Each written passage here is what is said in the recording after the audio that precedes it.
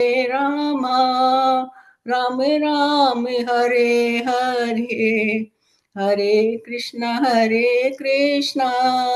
Krishna Krishna, Hare Hare, Hare Rama, Ram Ram, Hare Hare. Now I am doing Madhurashtakam.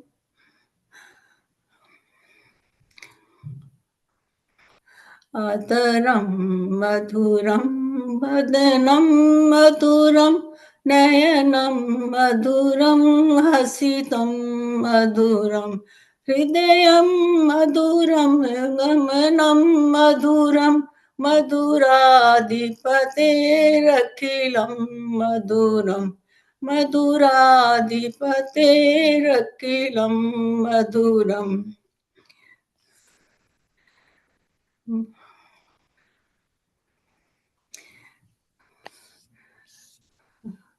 वचनं मधुरं चरितं मधुरं वसनं मधुरं वलितं मधुरं चलितं मधुरं भ्रमितं मधुरं मधुराधिपतेरखिलं मधुरं मधुराधिपतेरखिलं मधुरम्. गीतं मधुरं पीतं मधुरं भुक्तं मधुरं सुप्तं मधुरं रूपं मधुरं तिलकं मधुरं मधुराधिपतेरखिलं मधुरं मधुराधिपतेरखिलं मधुरम्. करणं मधुरं तरणं मधुरं हरणं मधुरं रमणं मधुरं वमितं मधुरं समितं मधुरं मधुराधिपतेरखिलं मधुरं मधुराधिपतेरखिलं मधुरम्.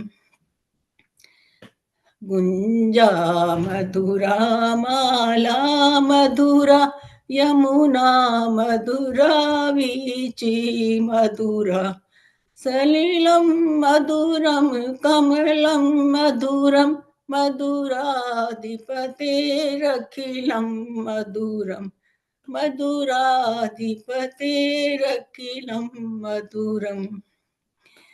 गोपी मधुरा लीला मधुरा युक्तं मधुरं मुक्तं मधुरं दृष्टं मधुरं शिष्टं मधुरं मधुराधिपतेरखिलं मधुरं मधुराधिपतेरखिलं मधुरम्.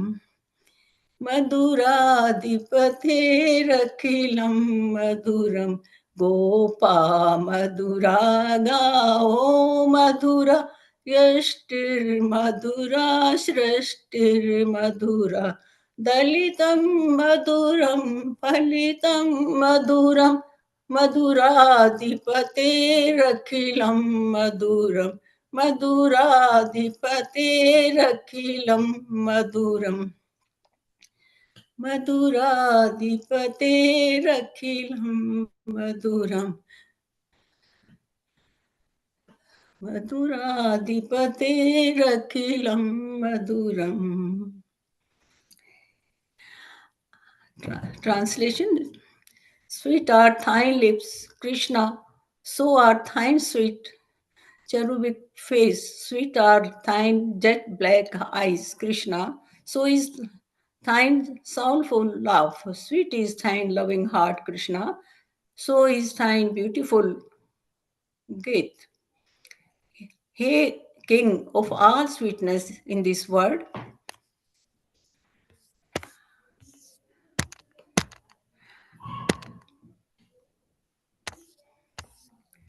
next is not coming, Mataji.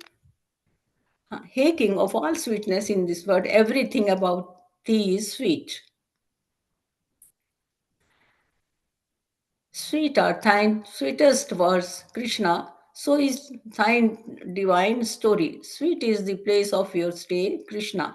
So is thine greatness. Sweet are thine moments, Krishna. So is thine confusion. Hey, King of all sweetness in this world, everything about thee is sweet. Sweet is thine flute, Krishna, so is thine foot dust. Sweet are thine hands, Krishna, so are thine feet. Sweet is thine dance, Krishna, so is thine friendship. Hey, King of all sweetness in this world, everything about thee is sweet. Sweet is thine song, Krishna. So is what you drink. Sweet is what you eat, Krishna. So is your sleep. Sweet are thine looks, Krishna. So is thine telaka. Hey, King of all sweetness in this world, everything about thee is sweet. Sweet are thine deeds, Krishna. So is thine path of salvation. Sweet is thine theft, Krishna. So is thine play of love. Sweet are thine oblations, Krishna. So is thine tranquility. Hey, King of all sweetness in this world, everything about thee is sweet. Sweet is thine necklace of berries, Krishna. So is thine garland. Sweet is thine river, Yamuna, Krishna. So are ripples in the river. Sweet is thine water, Krishna. So is the lotus in the water. Hey, King of all sweetness in this world, everything about thee is sweet. Sweet are thine gopis, Krishna, so is thine playful sport. Sweet are thine right thoughts, Krishna, so is thine salvation. Sweet is what you see, Krishna, so is what is left out. Hey, King of all sweetness in this world, everything about thee is sweet. Sweet are thine gopas, Krishna, so are thine cows. Sweet is thine staff, Krishna, so is thine creation. Sweet is what you trample, Krishna, so are thine jokes. Hey, King of all sweetness in this world, everything about thee is sweet. Thank Jai Shri Krishna, Jai all Gopas, Jai all devotees. Thank you for the service given to me, to all devotees. Thank you to all. Thank you, Mataji. Very nice. Wonderful singer. हरी बोल माता जी wonderful हरे कृष्णा हो गया बस मैंने हो गया माता जी thank you आप आपकी कृपा से सबकी कृपा से थोड़ा Very हो nice. गया I'll do the Mangalacharan.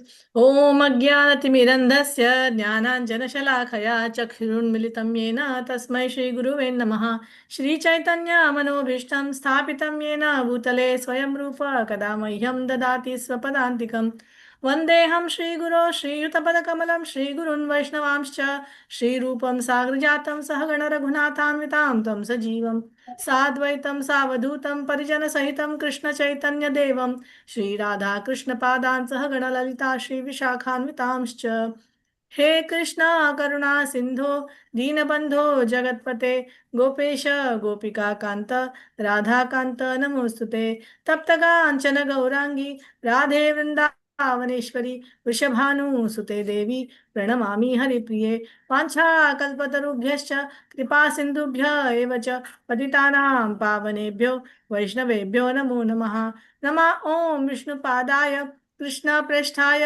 भूतले श्रीमते भक्तिवेदान्त स्वामिन्निति नामिने नमस्ते सारस्वते देवे गौरवाणी प्रचारिणे निर्विशेष शून्यवादी पाश्चात्यदेशतारिणे जय श्री कृष्ण चैतन्य प्रभु नित्यानंद श्री अद्वैत गदाधर श्रीवासादि गौर भक्त वृंद हरे कृष्णा कृष्णा कृष्णा हरे हरे हरे राम राम राम हरे हरे मूकं करोति वाचालं पङ्गुं लङ्घयते गिरिं यत्कृपातमहं वन्दे श्रीगुरुं दिनतारिणं परमानन्दमाधवं श्रीचैतन्य ईश्वरम् हरे कृष्णा ओवर टू यू माताजी We'll share.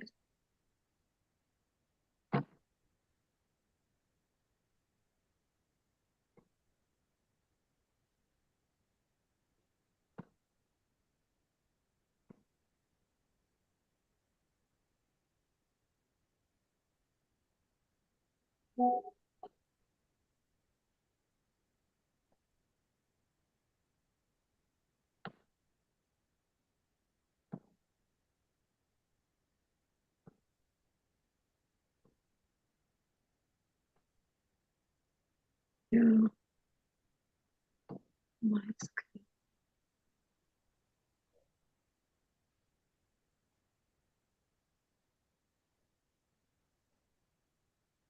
Yeah, the screen seen, Mataji. Prabhuji, Haribol. Yes, Mataji. Yes, Mataji. Mataji, we are seeing. Yeah. Om Gyantimirandasya Gyananjana Shalakaya Chakshurunmilitam Yena Tasmai Shri Gurunve Namaha. Jai Sri Krishna Chaitanya Prabhu Nityananda Shri Advaita Gadadhar Shivasidi Gaura Bhaktivinoda Hare Krishna Krishna Krishna Hare Hare Hare Rama Rama Rama Hare. Yes, yesterday we have gone through Srimad Bhagavatam 10th canto, chapter 82 to 85 are the themes from that. Chapter 82 we saw. The theme relates to the great union of the Yadavas with the Pandavas and the Vrajavasis at Kurukshetra during a solar eclipse where and when they all travel to Samant Panchaka. So these are the lessons 119 to 11125. Lesson 119 we dealt with, that is chapter 82. That is Krishna and Balram meet the Vrajavasis.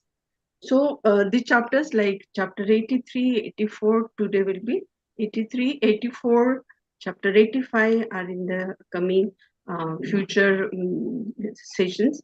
So Draupadi meets the queens of Krishna. Chapter 84 will be the sages' teachings at Kurukshetra, and the chapter 85, that is Lord Krishna instructs his father Vasudev and retrieves Devki's sons with her request. So it is a grand jubilation and celebration. We can see how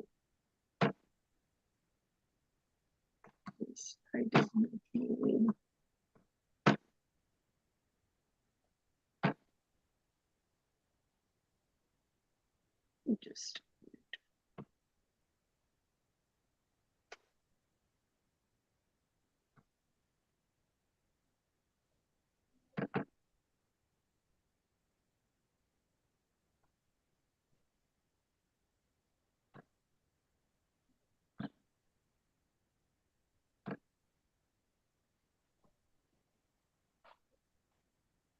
my screen is going.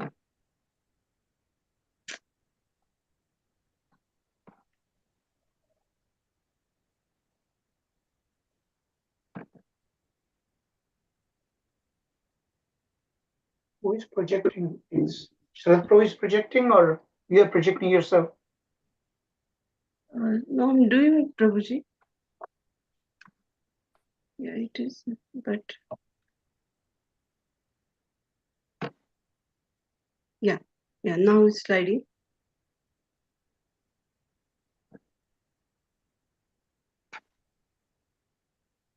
Yeah, from this chapter 82, so there are 42 verses. That is Krishna and Balram meet the Vrajavasis. So in that, it is been mentioned that, so it is being narrated out of chronological sequence and out of that. So of the Yadus with the Pandavas and the Vrajavasis at Shaman Panchak in Kurukshetra during a solar eclipse, the first 16 verses. Then the second part, that is Vasudev comforting Queen Kunti while Rohini and Devki praising Nanda and Yashoda from 17 to 38 verses. The third part, that is Krishna comforts the gopis in a secluded place, that is 39 to 48. So these are the three themes Prabhuji has drawn for this particular chapter 82. So I can't see.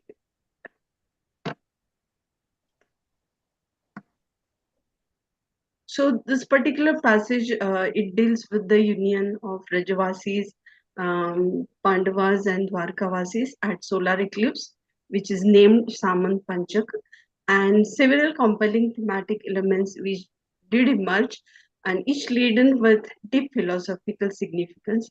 So there are 6 themes for this significance of the reunion, and the first concept is the reunion and relationships. So it is not the social gathering. So what we see at Samant Panchaka, so all these have been gathered, but it is the spiritual journey and the spiritual get together we can see in short, and they are rejoicing, they are celebrating, and they are sharing their feelings, they are exchanging their emotions, and loving exchanges, the intense love and care. So it has been reciprocated through this event. So for this first theme, that is reunion and relationships. So as we see, it is the joyous reunion. So what this theme emphasizes about?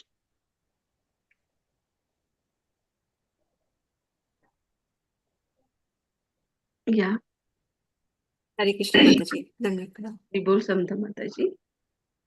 So, the relationships play a very important role in spiritual practice. That particular aspect is highlighted over here.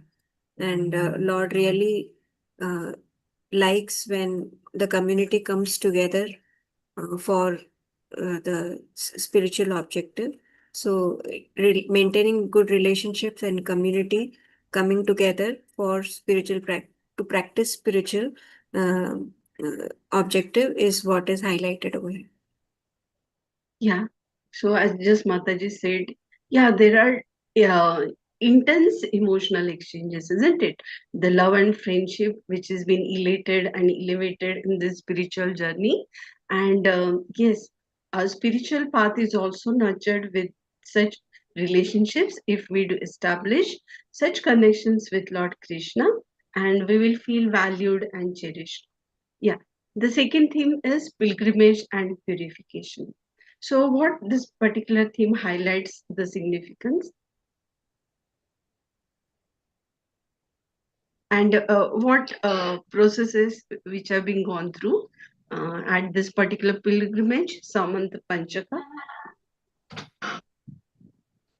Ai, ai, mai. Ai, da chiai. Haribol? Hare Krishna Mataji. So it is the eclipse time, and during which doing spiritual practices is recommended because it's to remove the contamination. So here, bathing, like purification process is being is given importance, wherein it is not just physical purification, Yeah. but also mental and spiritual purification. Right. So, pilgrimage and purification plays a very important role, wherein internal purity should be given emphasis to.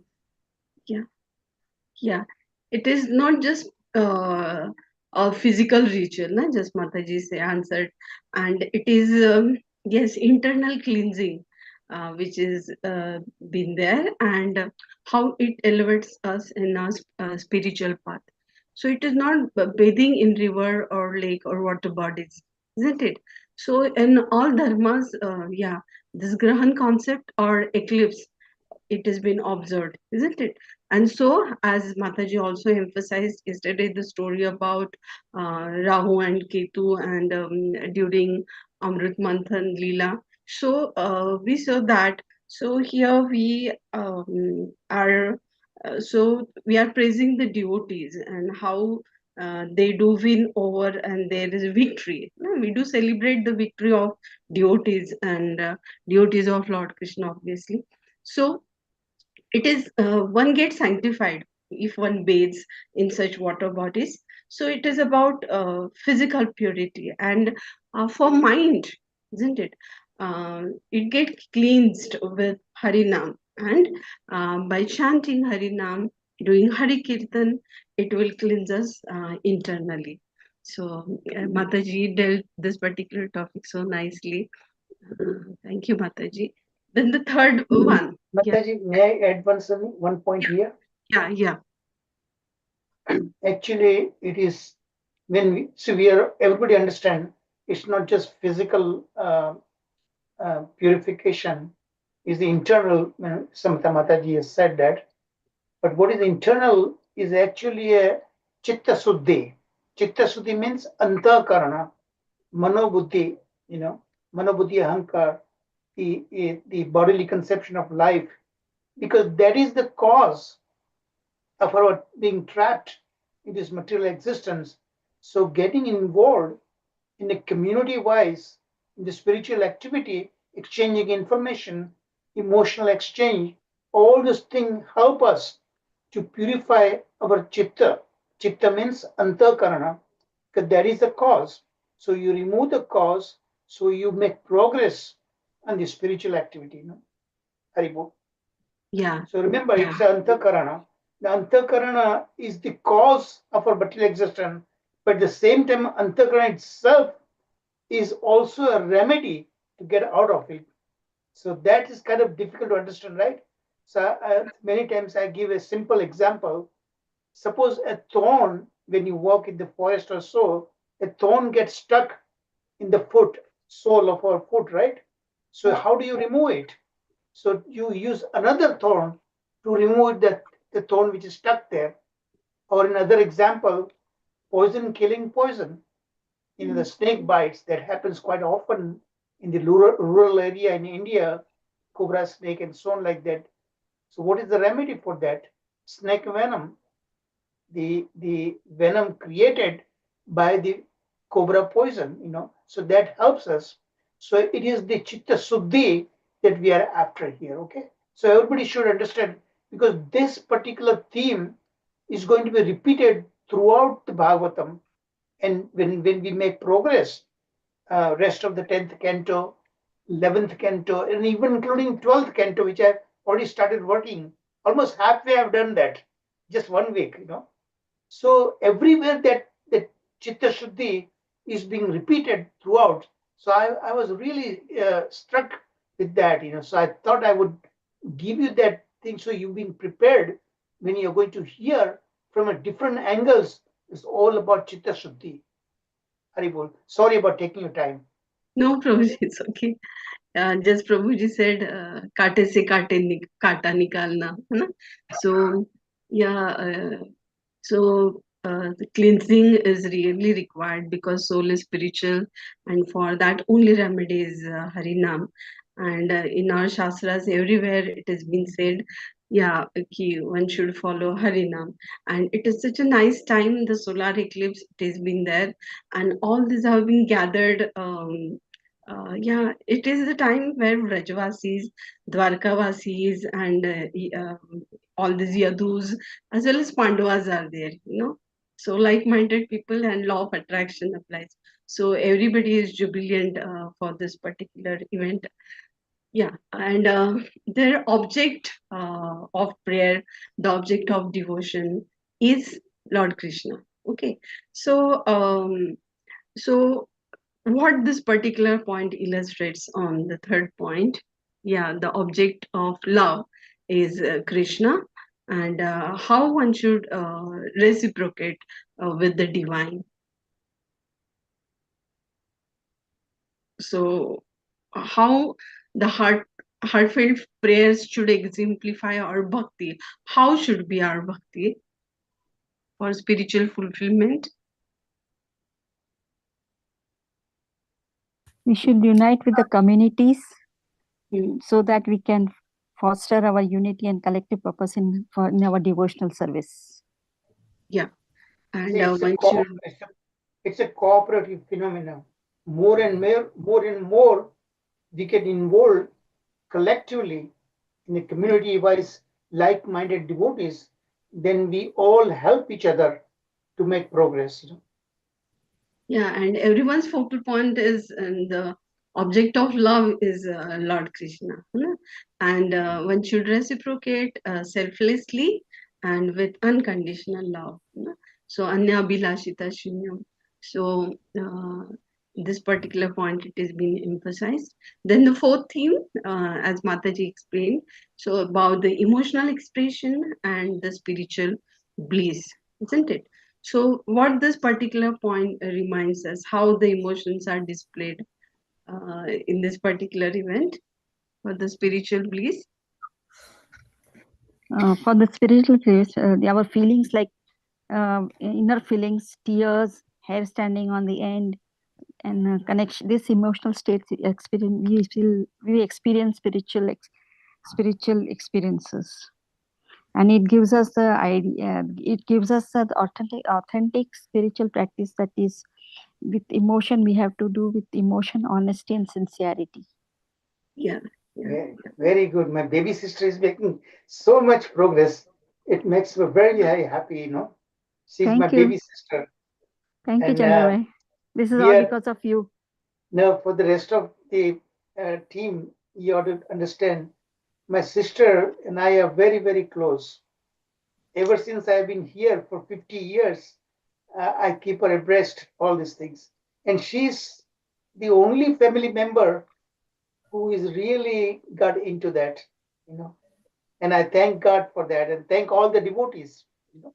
Haribol. Yeah, thank you, Rajkumari Mataji.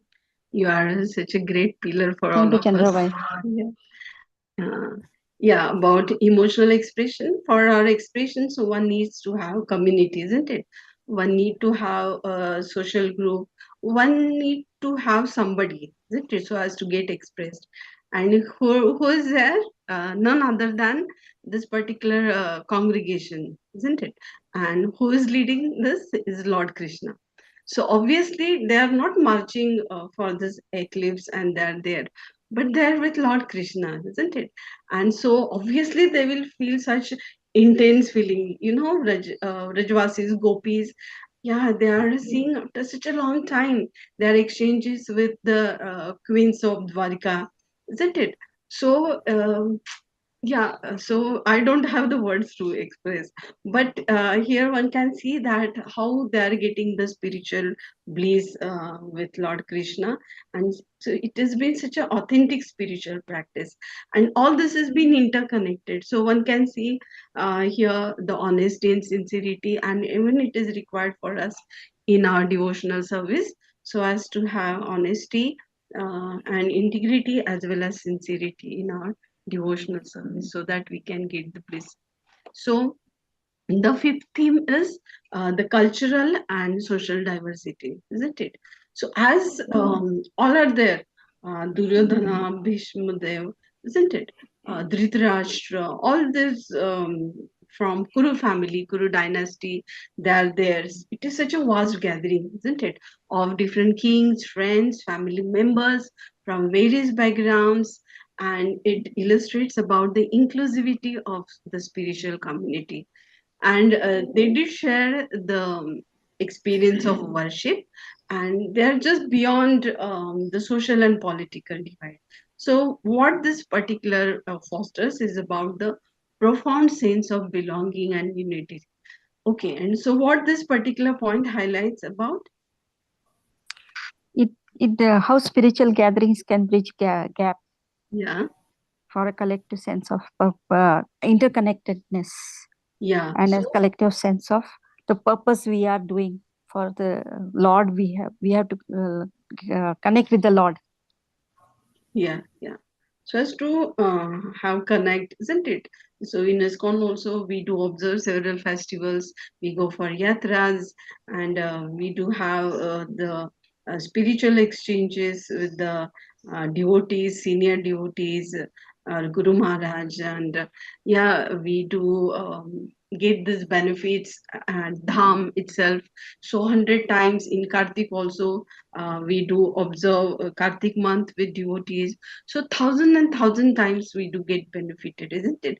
So if we remain in this community, so if we do remain connected with by keeping at center Lord Krishna, his devotees and loving exchanges, so it will obviously attract our spiritual path, and so there is no chance that so we will fall down, isn't it? So In yatras also we do see such several devotees. We do come from different backgrounds. Some foreigners are there, isn't it? One can be financially poor, okay, but even amongst this tremendous diversity, with just a common goal, isn't it? Just to please Lord, we are there. So it is such a strong, the bond which gets cultivated, which is just beyond caste and creed and religion and country.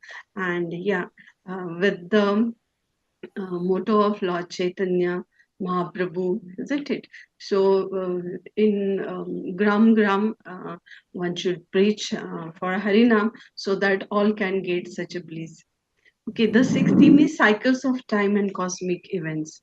So, what this particular solar eclipse serves, the metaphor.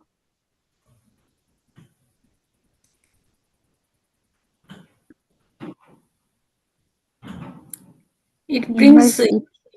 all unity and ये कहा जाता है there is एकता एकता अनेकता में एकता.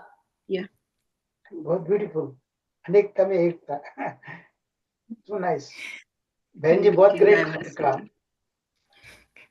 Yeah. This is all due to you, Bhaiji. All your mercies, all devotees' mercies. या आपसे भी मैं बहुत सीखता हूँ. ये आप सब लोगों से वास्ते है. ये recap session is also kind of a gathering for us now, spiritual gathering. Ji, Recap मैं session, whatever instead of a strict instructor speaking, and rest of you quietly hearing, is recapping inter-exchange that help yes, us to internalize what we learn from Shastra. yes, Bhaiji, yes. Yeah. So this particular backdrop, just Prabhuji said, it serves as a profound metaphor for the cyclical nature of time and the transient quality of time. ना? So we also say ना कि अपना time आएगा ना कि ये दिन नहीं रहेंगे. Okay, so likewise, so time and kal, so that is very important. And for material things, yeah, so there applies the time concept, but in spiritual journey it is not. So this particular event, which is a cosmic event, it symbolizes a significant moment of the one which talks about the eternal journey of a soul. Okay, so it encourages individuals to seek profound truths beyond the temporal, aligning harmoniously with the timeless philosophical teachings of Bhagavad Gita. Yeah, so these were the six thematic elements which Prabhuji has dealt for the first part. So these are the question answers.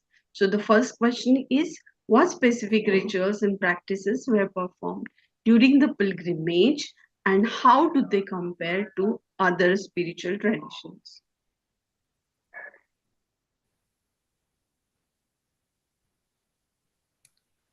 Bathing in pure water, Ganga water, and chanting mantra, offering sacrifices to deities. And these are the main activities which purify the mind as well as body, and we takes us to the divine, near to divine.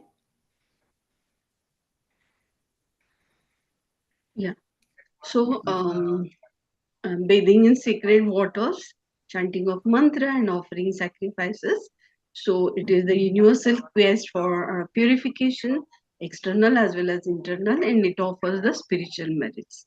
Yeah, the second question is, how did the historical concept of the Yadus, Pandavas, and Rajavasis influence their relationships and interactions during their reunion?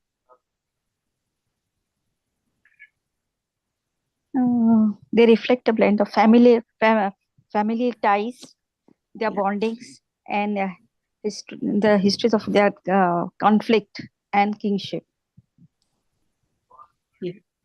So it conveys about the importance of community amidst the challenges of life. So everybody have challenges, isn't it? Like Kunti Maharani, Her life itself is a full of challenges, but still she is there, you know.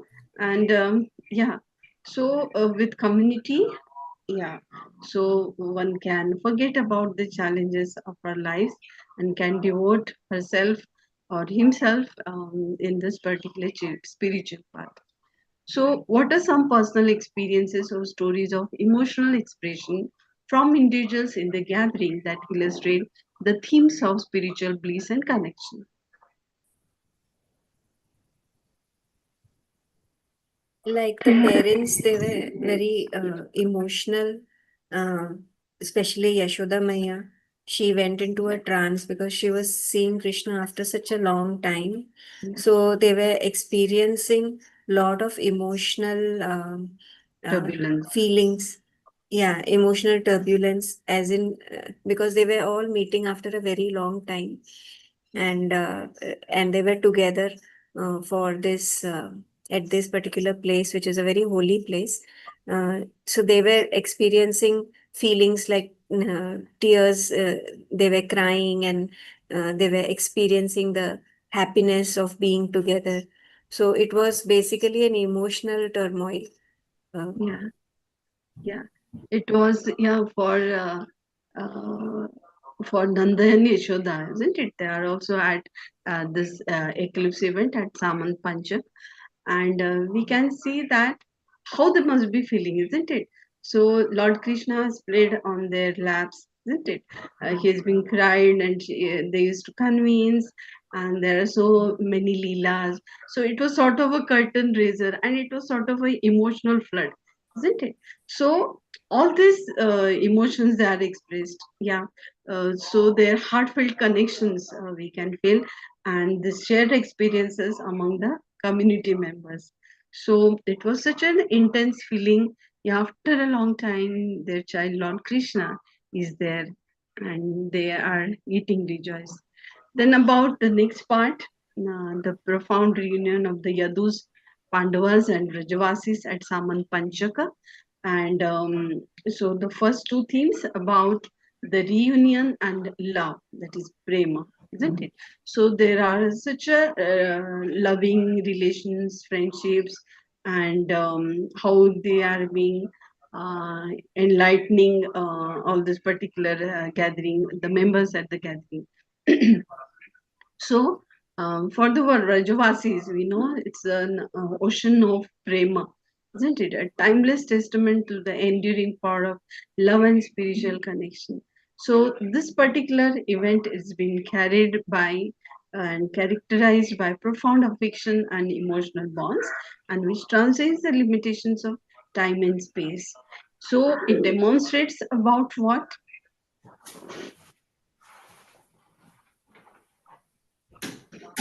It shows how love can we how in love how we can enjoy and heal it. It's how it joy and heals, and regardless of time and space. Yeah, yeah. So, so such transcendental relations, they do elevate everyday interactions to the divine realm and reinforces the spiritual themes and the cultural values that resonate through this particular event. Okay, so here, Like Hare Krishna. yeah, So when we come together, we can experience these feelings. Otherwise, alone, it is not possible. So these feelings are enriched more. They they just not only give joy, but they heal if there are if we have gone through difficult times. So when we come together, our wounds are also healed by the sweet words and the sweet exchanges. yeah, So coming together is more important. yeah.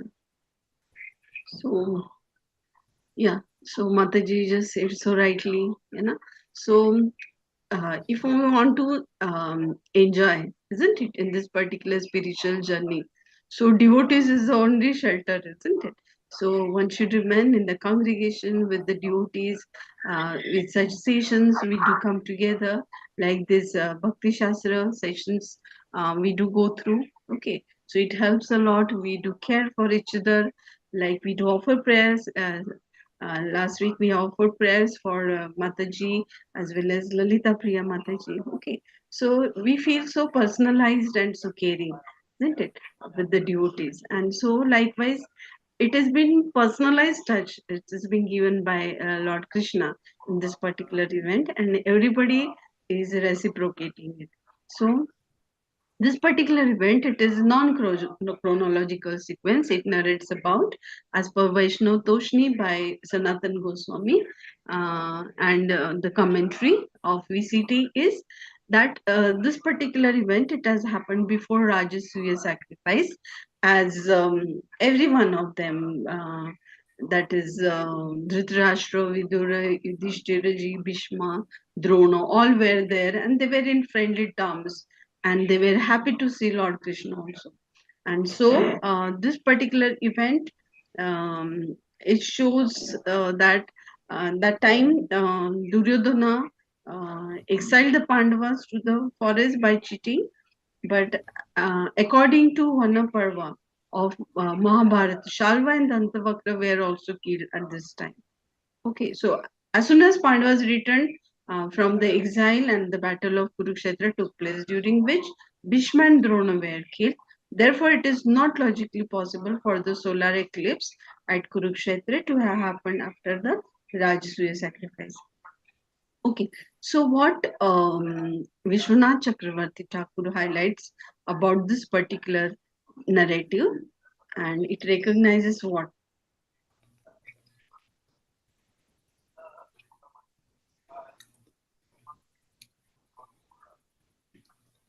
The last 2-3 lines of the slide. It narrates that. Sorry. Go on, Mataji. Yeah. No, Mataji, you continue. It highlights the monumental significance of these events within expansive narrative of Mahabharata. Yeah. This stylistic choice compels readers to recognize that the essence of this relationship and emotional experience is truly timeless. And it emphasizes about the cyclical nature of time, Nature of life, life and connection. Yeah. So for the devotees, this chronology is not of so significance, but what the emotional expressions are there, they are important. Then out of 4 themes, the third theme is the spiritual significance of the solar eclipse. Yeah, how it can be narrated.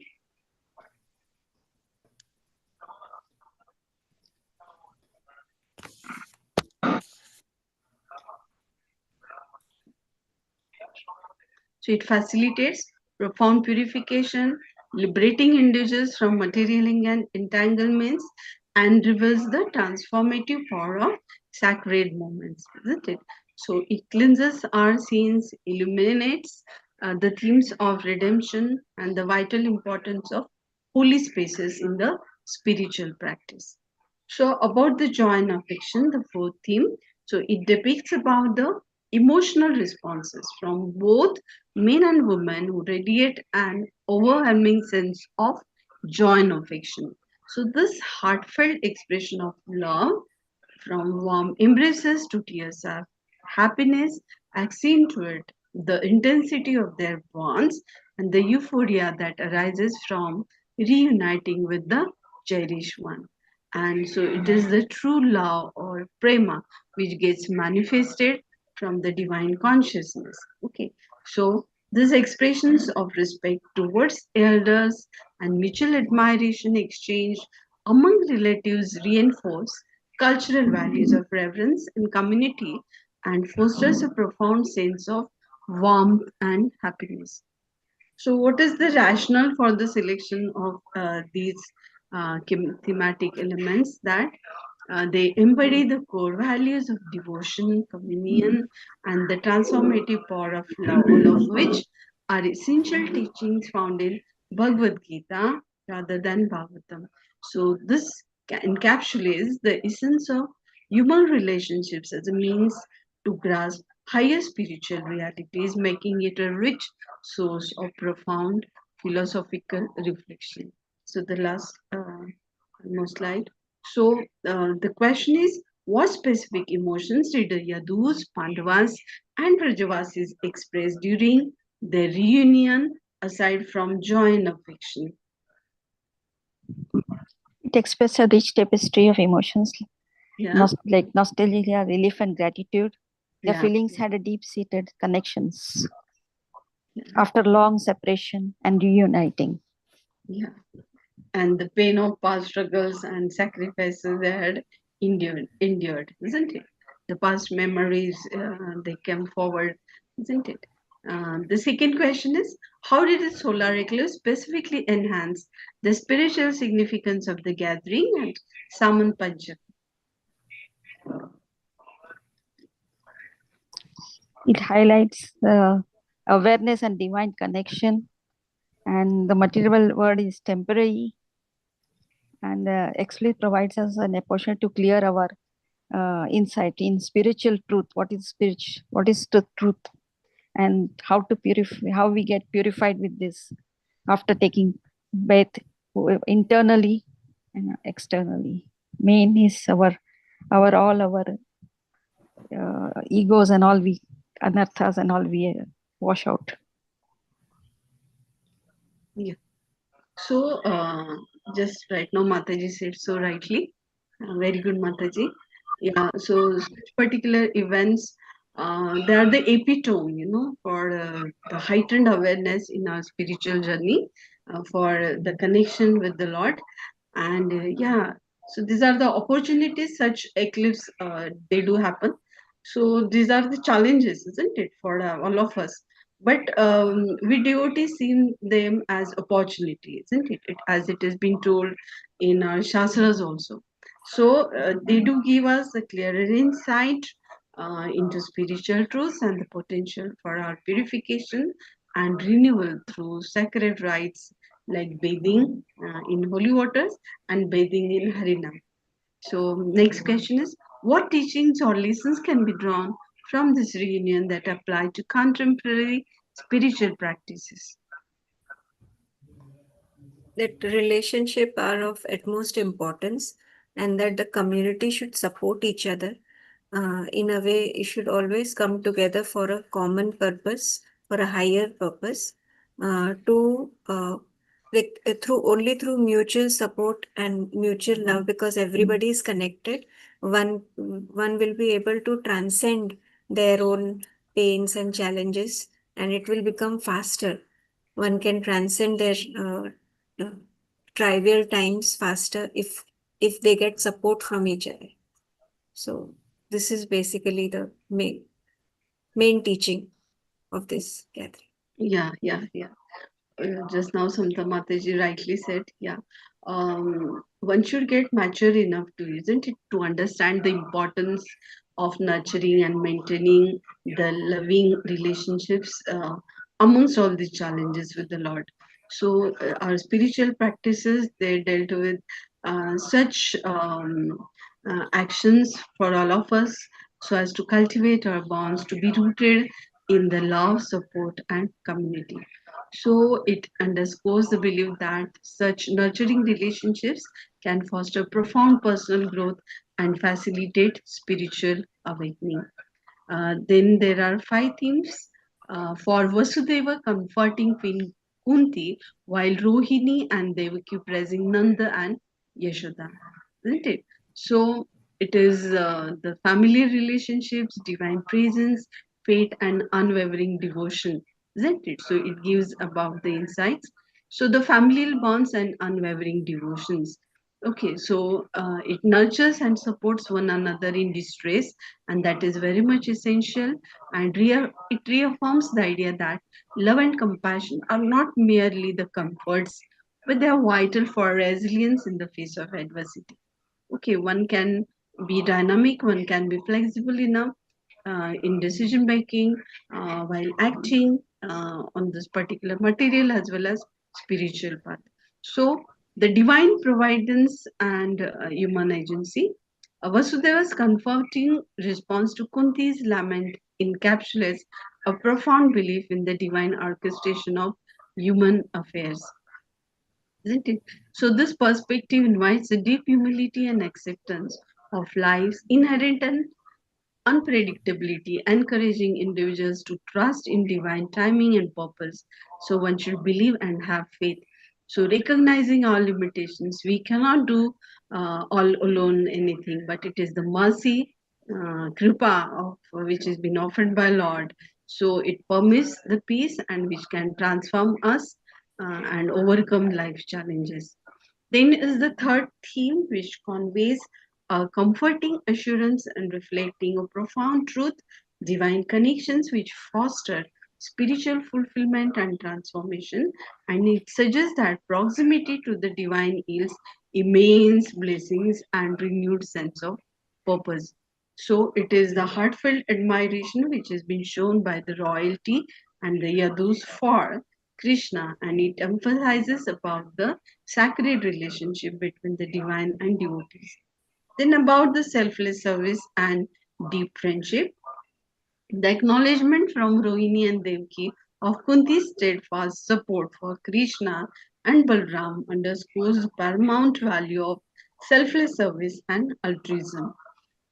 So, what this reinforces about the importance of universal compassion and empathy, forging a deeper connection between the audience and a shared sense of belonging within a larger community.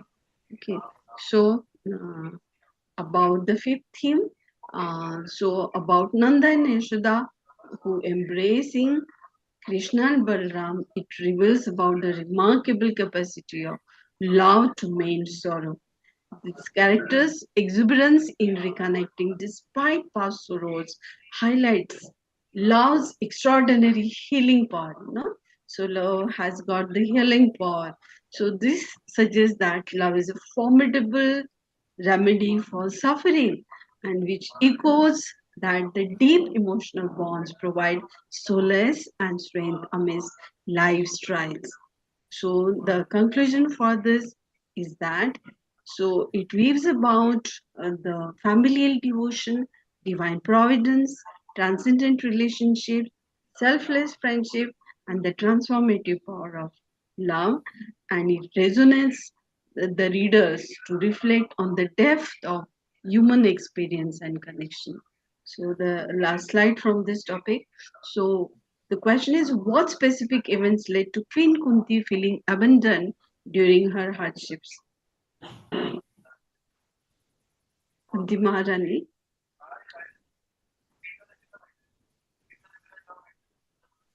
She had the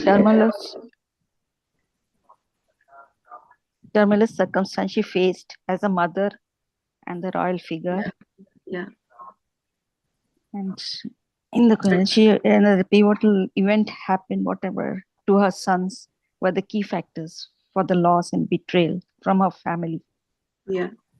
Which led to her lack of support from these around her, all this family who were not around her at the time of her difficulty.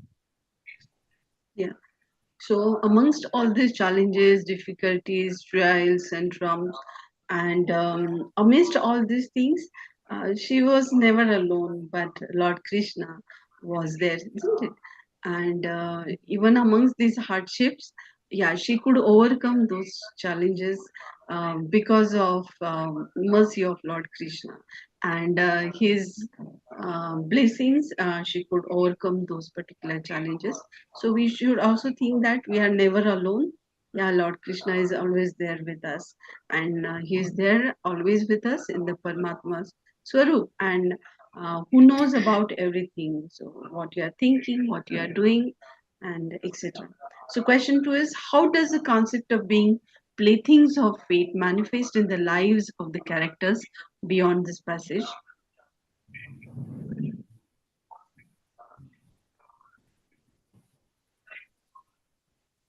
One cannot control one's destiny, and one has to be a puppet in the face of fate.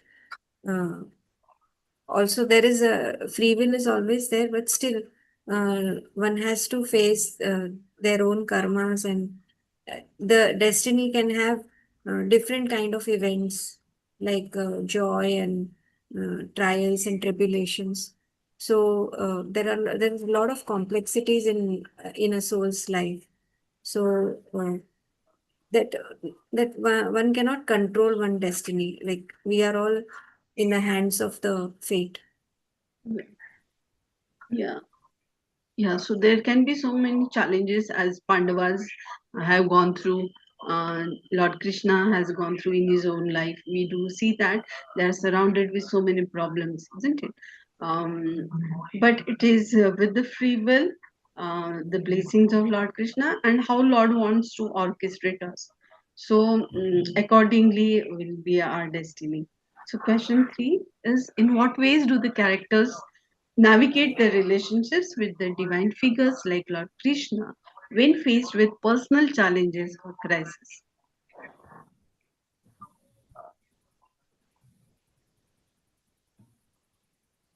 There is a duality of reverence and intimacy, Yeah, and during this unwavering, when you reflect the unwavering trust in divine will, and they balance how they balance devotion with the humanity in their struggles, which deepen their connection to the divine and assure assure faith in him, in the Lord Krishna.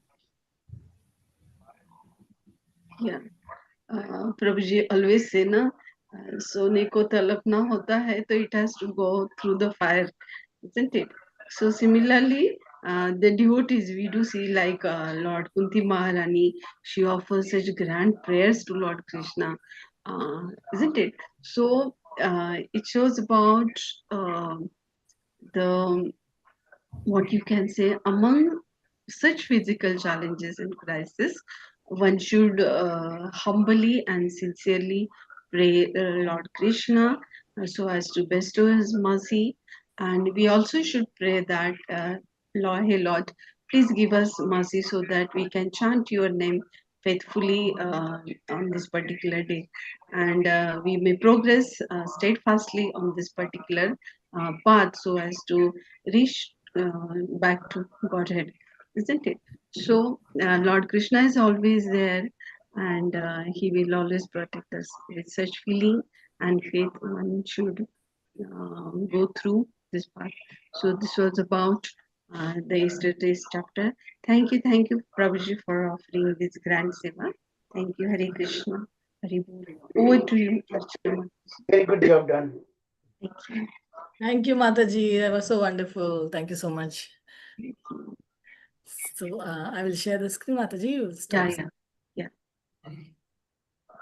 Is it okay? Yes.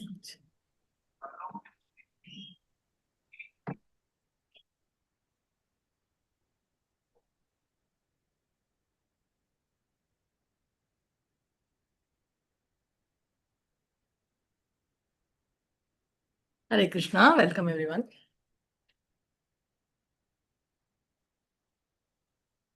So in today's session, we are going to conclude this chapter, chapter 82.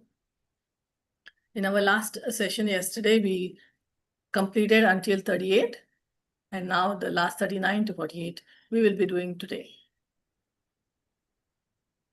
So let us see this. This passage is presenting several key thematic elements and philosophical insights centered around familial love, divine intervention, and nature of suffering, concept of devotion, and below is the summary. So divine intervention is like keeps coming all the time, because definitely we are talking about the Lord Krishna. So there's always divine intervention. So now we're talking about familial love and relationships.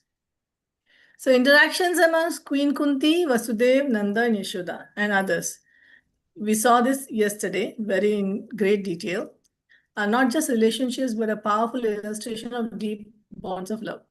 So only when you're in love with someone, when you love somebody, and it's a very close familial relation, like a brother and a sister, or a father and a son, then you can just very freely talk about your heart.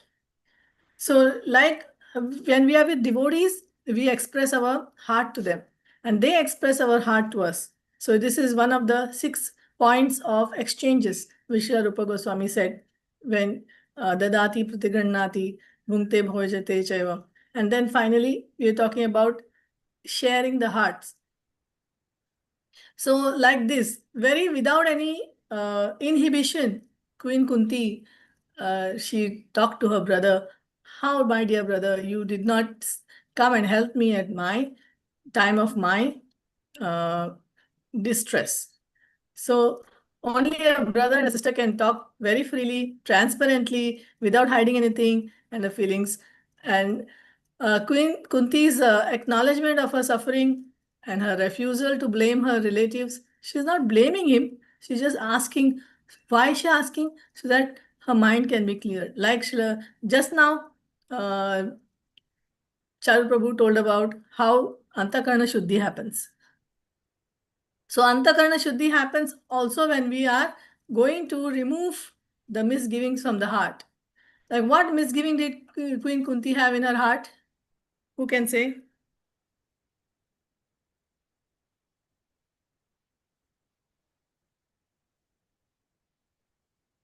For a long time she had this in her heart.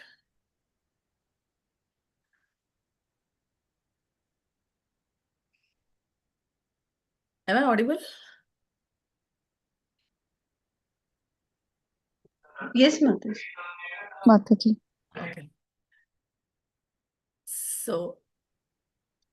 So what do you think she had some misgiving she had in her heart? All this while she had in her heart was her brother did not come and help her. Come and help her. Yeah, at the time of her suffering. But when she expressed this and the brother explained why he couldn't come, immediately the misgiving was gone. And she didn't blame him. She just clarified. So this is like cleansing the heart.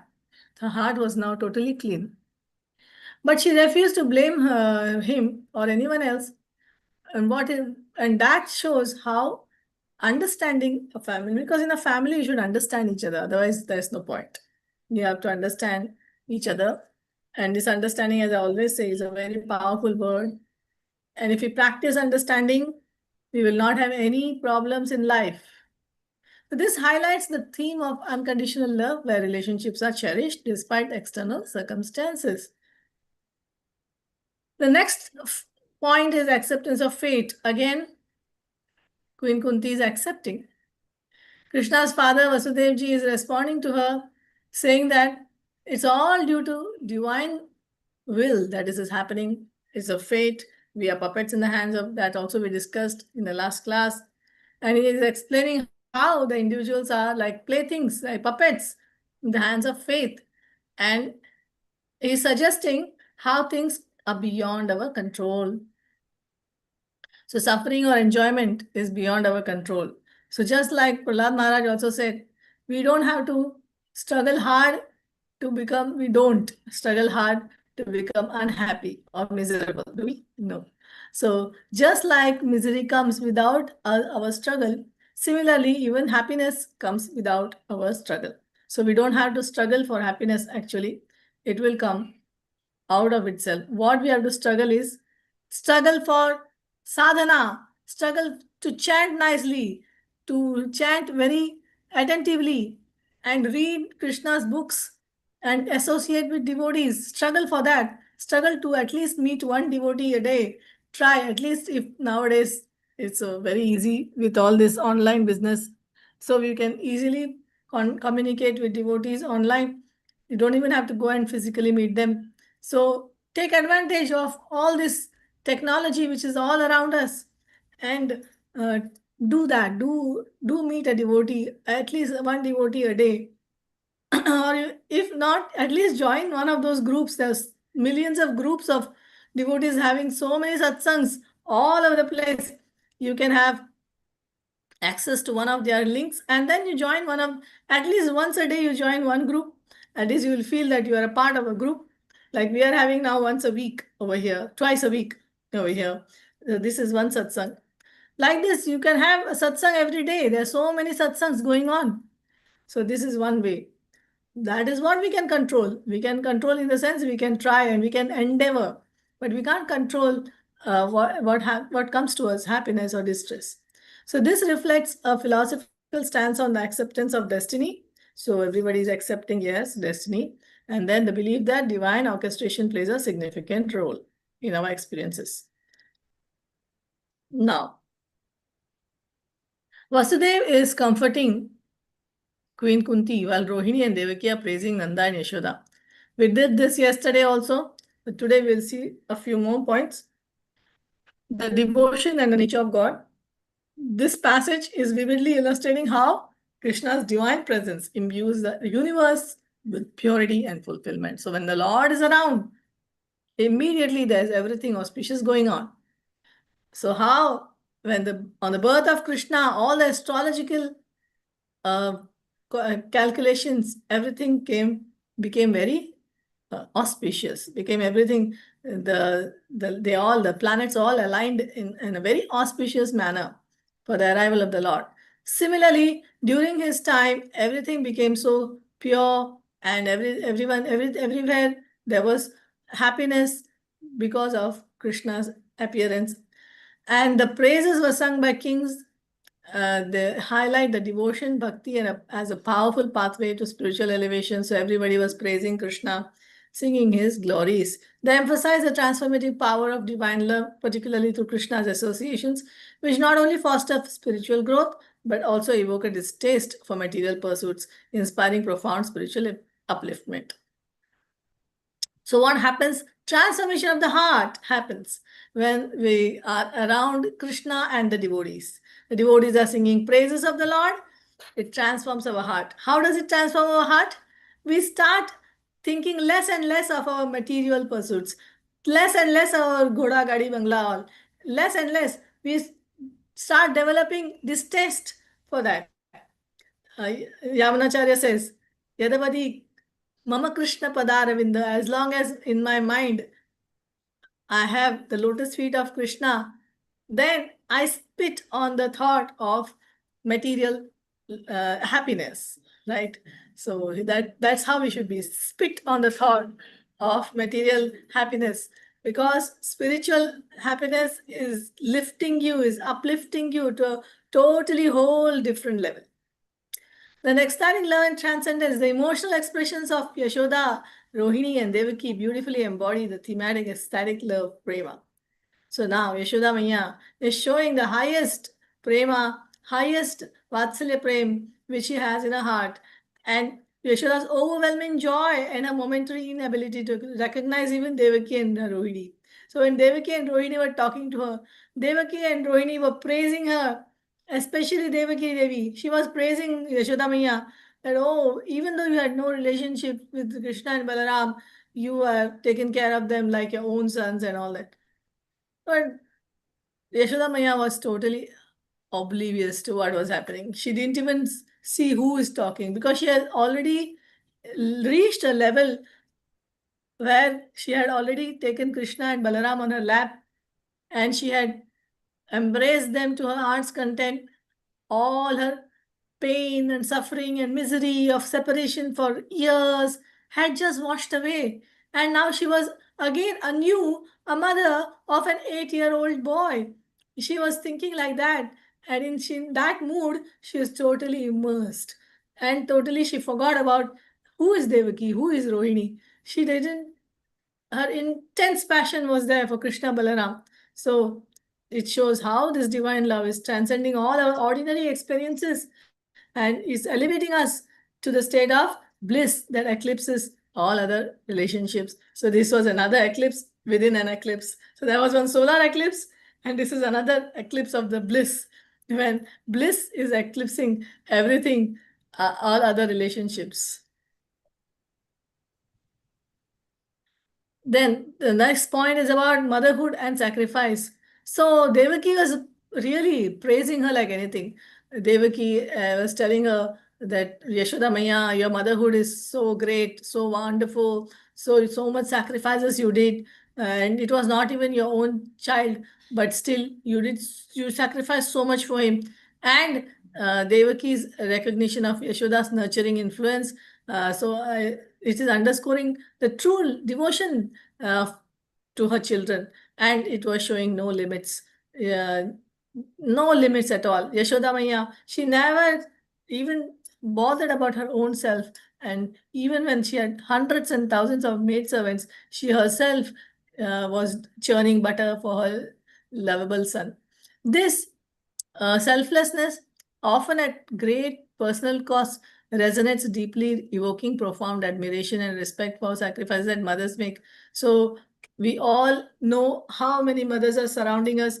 We ourselves have our own mothers. We know how our mothers have sacrificed so much and selflessly served us without even wanting or desiring that protection or love back from us.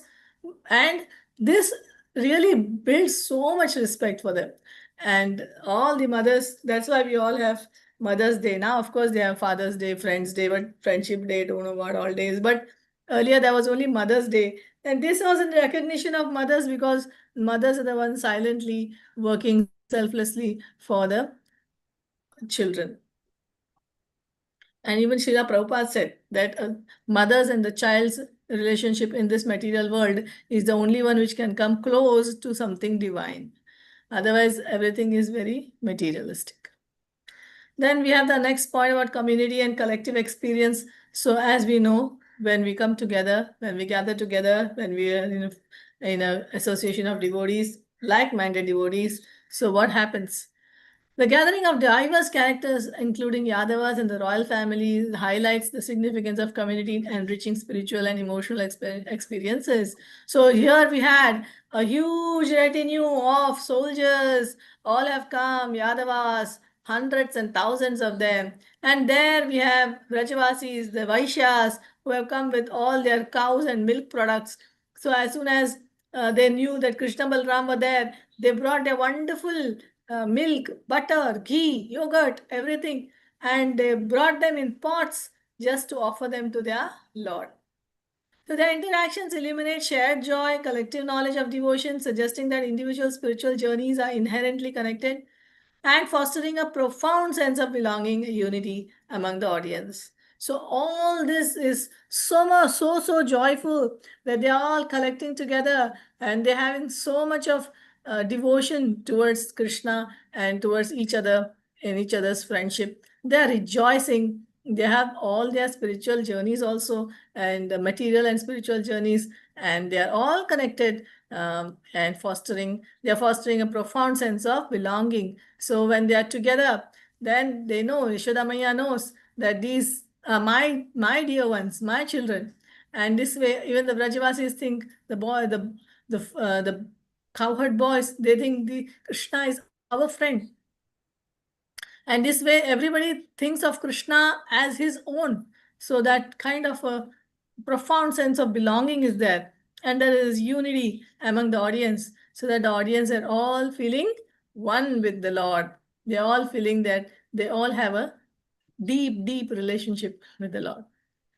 So what are these thematic elements? They are intricately drawn from the interactions and dialogues within the passage, embodying core philosophical insights articulated by Vishwanath Chakravarti Thakura. Each element captures the essence of relationship, emotional landscapes depicted, offering a comprehensive understanding of philosophical foundations of love, faith, devotion, community elements that are crucial for grasping the broader narrative of divine relationships within the text. So we have some instructive Q&As. So how does Queen Kunti's understanding of suffering influence her relationship with her other characters? So Queen Kunti, she had a very profound grasp of sufferings cultivates what was this? And it cultivated a deep empathy for compassion for her relatives. Now, she refrained from assigning blame for her hardships. This acceptance of her allows her to forge resilient bonds, transcending personal grievances and showcasing her unwavering loyalty and love. So first of all, she had suffered, although in a royal family, she was so much of suffering she faced as a young mother of 5 kids. But although she just inquired from Vasudev, she did not blame him because she was totally empathetic about how Vasudev also had so much of troubles and miseries going on in his life. So, in this way, she is transcending her personal grievances, and then she's understanding what Vasudeva has said.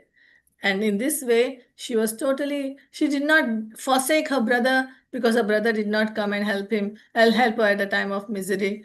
But she understood this, and she was loyal to her brother and sister relationship. And in this way, for all other relationships also, Kunti Devi was very, very loyal and lovable. Then, what specific examples of divine interventions are present in the lives of characters? How do they shape their beliefs? So now this divine intervention, because Krishna is there, so divine intervention is going to be there all the while. So we are going to ask, this question is asking about the specific examples. So divine intervention manifests in the miraculous acts of Krishna, such as shielding his devotees from peril. Okay, who can give an example? Shielding his devotees from peril.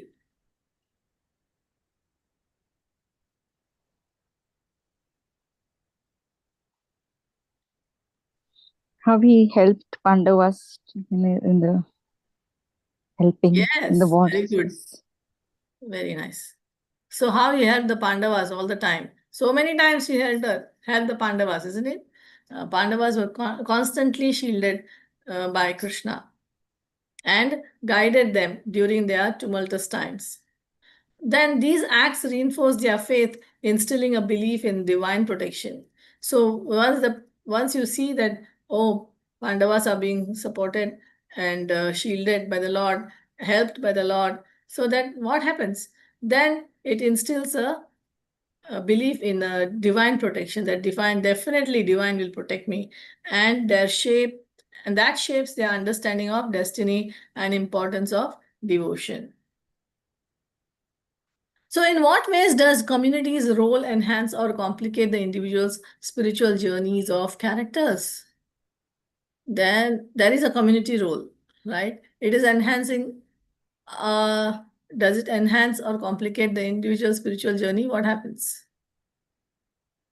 So, the community is enriching your individual's spiritual journey by providing a supportive environment for shared expression of devotion and love. Yet, it may also complicate these journeys. Two ways. One way is it's providing a supportive environment. Okay, that means we are all getting together and is supporting an environment for shared expressions of devotion and love. And it also complicates these journeys. Why? Because of personal emotions and these and attachments. And that can spark conflicts or dilemmas also possible. The collective experiences shared among characters not only reinforce their devotion, but also challenge them to reconcile personal aspirations with communal responsibilities. So here, definitely we see in the case of Kunti Devi, first she was a little apprehensive, why my brother didn't come in. So there was a little bit of feeling like that, but then it was totally reconciled.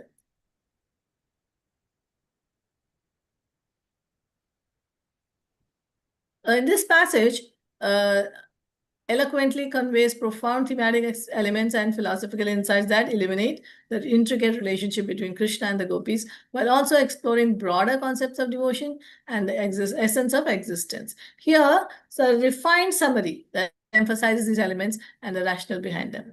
So let's see that. So love and devotion. Again, the gopis' intense emotional bond with Krishna. Now, Krishna has come to meet with the gopis, and Balaramji, seeing that they need a private space, he quickly leaves the place and goes and does something else. And Krishna is now alone with the gopis, and he takes them to a secluded place where there's no one but them. And then the gopis' intense emotional bond is now displayed by the gopis and shines through them as they passionately reunite with him after a prolonged separation So how do they do that? Each and every gopi has now Krishna in front of her, and she is taking Krishna within her heart, and she's embracing him to her heart's content. So we know Krishna says, Riddhesha Arjuna Tishtati, I am in everyone's heart. Ishvara Sarva Bhutanam, Riddhesha Arjuna Tishtati. Arjuna, I am the controller of everyone and I reside in everyone's heart. So Krishna is in every gopi's heart. So Krishna is expanded, and then he is also seeing that the gopis are very much eager to embrace him within their hearts. He also goes and embraces them within their heart, and in this way he is reciprocating. Their poignant lament regarding the creator of their eyelids serve as a vivid metaphor for their overwhelming longing and deep attachment, accentuating the central theme of love that transcends physical confines. So the gopis, as you know, they scolded Brahmaji. Even in the Gopi Gita, there is one verse, Pakshmakrit Disham. So Pakshmakrit Disham means, oh my dear Brahmaji, why have you made these eyelids? So when we are closing our eyelids, batting our eyelids, at that time, that particular second, we cannot see Krishna. We cannot see the Lord. So what kind of a creator are you? Why have you created these kind of eyelids where they have to be closed often, and often we do not get the chance, miss a chance to see the Lord continuously. So these are the physical confines which we have, but the love is transcending even that. So this illustrates the remarkable potency of devotion, where the gopis' love for Krishna elevates their spiritual experiences to heights often unattainable by even most accomplished mystics. So it affirms that genuine love can transcend ordinary spiritual practice, guiding seekers towards ecstasy and union with the divine. So the gopis, they are in a very elevated stage actually. And it is elevating their spiritual experience also. To what height? It is not even attainable by even the greatest of yogis. The greatest of yogis also is not attainable by accomplished mystics. That means the great yogis. Then the cowherd girls, dancers of Raja, they can get that height. They can reach that height of love, which even the greatest mystical yogis cannot. And it affirms that genuine love can transcend.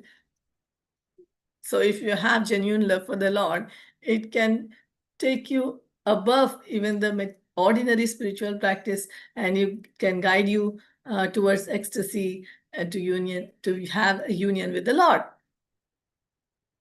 Then the next point is about divine presence and separation. Krishna's portrayal of separation as an intrinsic aspect of existence mirrors the cyclical nature of life and relationships, reminiscent of how the wind gathers and disperses cloud and dust. So this example is very, very clear, as well as the cyclic nature. What is the cyclic nature of life? Birth, death. We are going to be born, we are going to die, and everything is like a cycle. Again, be born and die, born and die. So this is the cyclic nature of life. So separation means there is going to be meeting. Meeting means there is going to be separation. So this is like a duality. This is like a cyclic nature of life. So Krishna is reminding them of this, and how the wind gathers all the particles of dust, straws, grass, paper, everything it gathers. The wind gathers, and then after the wind, then again wind disperses them everywhere. So Krishna reassures them that separation is only a fleeting phenomenon. It's just going to have separation is for a short while, but then you will have a longer meeting. You will have a meeting which is almost equal to eternity, and this brings solace to the gopis. So they understand what Krishna is telling them, and they know that their bond with Krishna is unbreakable. So then the next is a theme. It is telling us about this divine love has both what union and separation.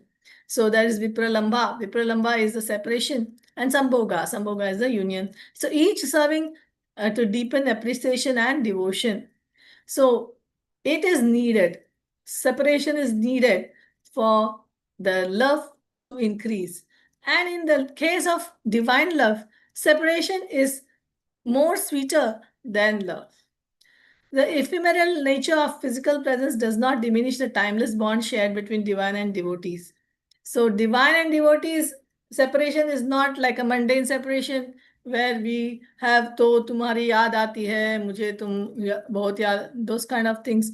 I miss you, I remember you. It's beyond that. Divine separation is something where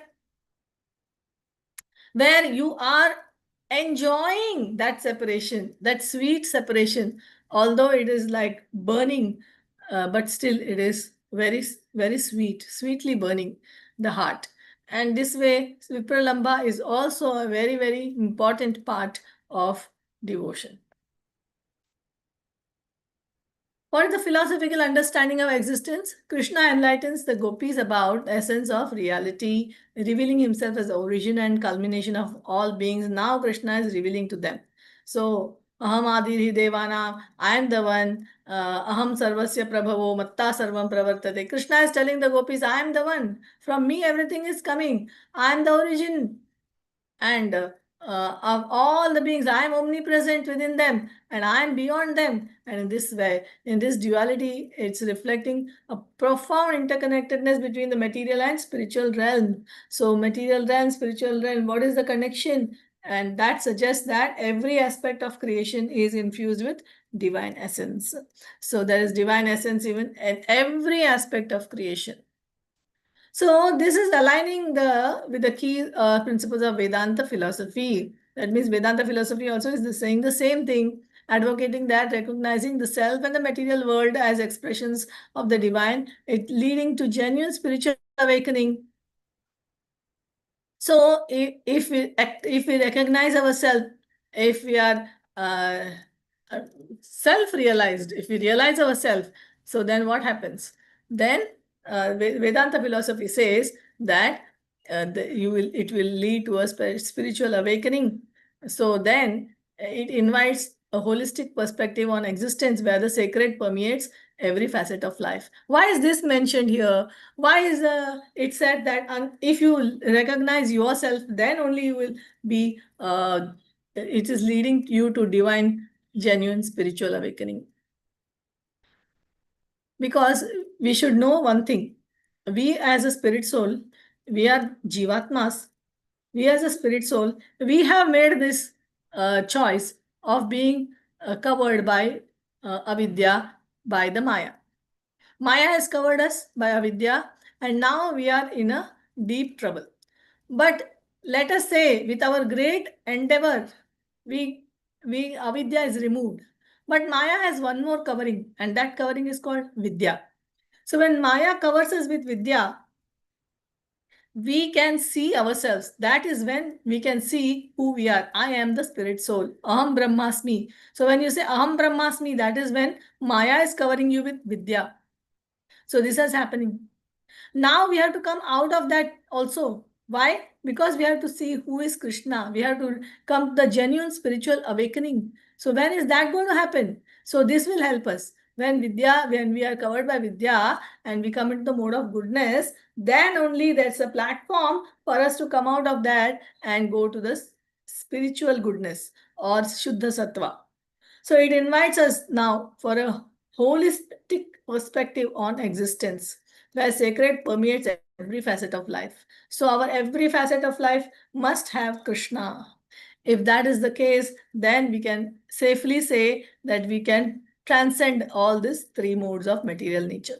So now Krishna is the role of devotional service in our lives. So what is that? Krishna is articulating that engaging in devotional service qualifies souls for eternal life. So we have to engage in the devotional service. There are two things. One is direct devotional service, one is indirect devotional service. If we read the nectar of devotion, there are 64 items which Srila Rupa Goswami has mentioned. 64 items of direct devotional service. We definitely can do many of those and we are doing many of those. So we have to be very happy that we are doing direct devotional service, and 24/7. If we do direct devotional service 24 hours a day, Shri Prabhupada always says 24 hours a day, chant 24 hours a day. That means do direct devotional service 24 hours a day. We can do it. It is possible. It is not impossible. So if we can do that, then from there we can start doing our pure devotional service. Unless and until we come to that level, we are still struggling only in devotional service itself, but we are still struggling. But if we can do that, 64 devotional service aspects are given by Rupa Goswami, and most of them are very, very doable. So we have to read it at least 50 to 100 times, Nectar of Devotion. If we read that book 50 to 100 times, then we'll know exactly what we are supposed to do. Because right now we are just thinking, yes, okay, chanting and maybe reading, maybe just associating with devotees. But there are so many things more than that which we can do, that we can see from the book. So now the transcending the cycle of birth and death. So then we are getting qualified. If we are going to step into pure devotional service, then we get qualified to transcend the cycle of birth and death. This highlights the paramount importance of commitment and surrender. So that only will, because what is the symptom? Like a symptom of the soul is what? Consciousness. Symptom of the soul is consciousness. So like that, symptom of Shraddha is what? Symptom of Shraddha, that you have faith. Purna Shraddha. Symptom is Sharanagati. So symptom is that you are surrendered. So when we get Sharanagati, when we get Purna Shraddha, then we totally become, automatically we become surrendered to Krishna. So in our spiritual journey, this is so very important. The gopis' embodiment of love expresses their dedication, positioning them favorably on their path to liberation. So the gopis, as we know, are actually liberated, but they are showing by example how their love, their dedication for Krishna, how it can favorably bring them to the path of bhakti. So this emphasizes the transformative potential of devotion. So how devotion can transform our lives, that is emphasized here, suggesting that through earnest service and heartfelt love, one can attain both liberation and profound comprehension of the divine. So the divine can be comprehended, that means understood, so that we can understand Krishna. Who is Krishna? We can understand that by devotional service, heartfelt love. We can obtain both liberation and divine devotional service. So then we come to this fifth point of the nature of the divine. So Krishna identifies himself as the supreme truth, eliminating his transcendental nature. The gopis humbly recognize his lotus feet as their ultimate refuge, acknowledging his divine authority and their reliance on him for spiritual nourishment. So the gopis are only wanting that. They only want Krishna's lotus feet within their hearts. They don't want anything else. So this dynamic illustrates the relationship between the divine and devotee, underscoring the virtues of humility and the necessity for guidance from the Supreme Being. It encapsulates the essence of surrender, indicating the acknowledgement of one's limitations can catalyze a spiritual awakening. So what is required? Essence is surrender. Surrender is required. And how will surrender come?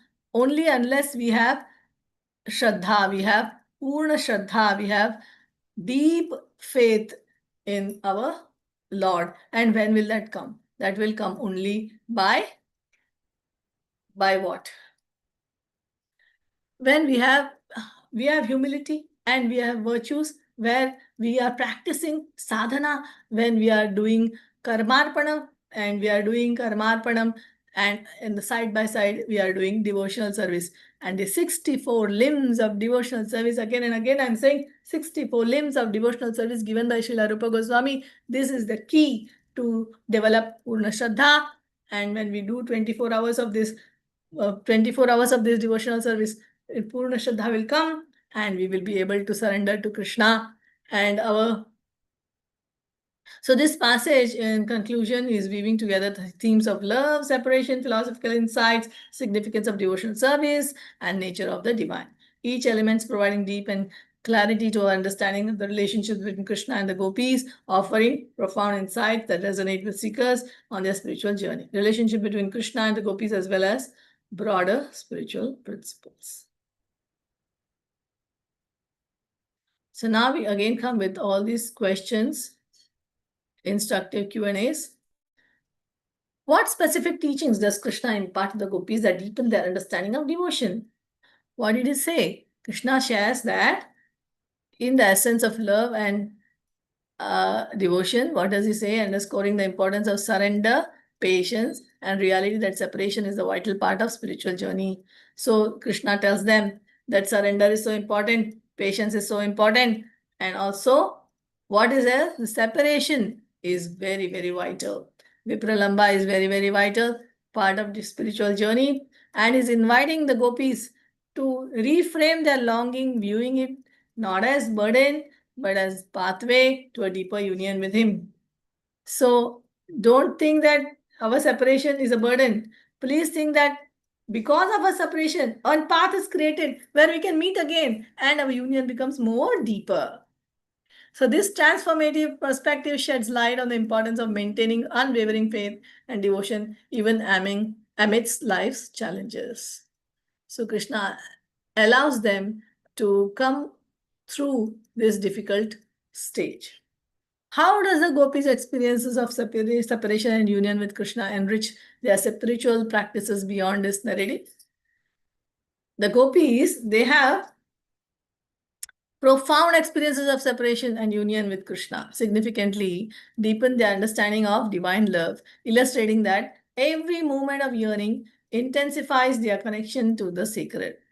So the more they yearn for Krishna, the more we cry for Krishna when we're chanting, the more we cry like a child. Prabhupada says, cry like a child for Krishna, then the more we will understand how we are so deeply connected with Krishna. Illustrating that, beyond this narrative, these experiences profoundly influence their spiritual practices by highlighting the necessity of nurturing a heartfelt relationship with the divine, embracing the fleeting nature of material existence, and fostering a devotion that transcends physical presence. This lasting impact connects us to a timeless tradition of spiritual practice and inspires our own paths. So in what ways, the third question is, in what ways can contemporary seekers apply the principles discussed in this passage to enhance their spiritual journeys? So this is very practical for us. So what can we take? What message can we take from this episode?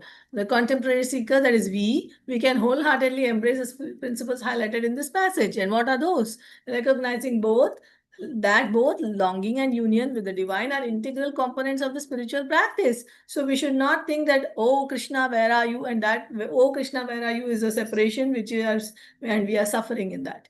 We should also feel that this is a part of bhakti. So even my being away from Krishna is a part of bhakti. And me meeting Krishna one fine day will also be a part of bhakti. So they can enhance their devotion through the consistent practices such as prayer, meditation, selfless service. This is all mentioned in the 64 limbs of devotional service by Srila Rupa Goswami in the Nectar of Devotion.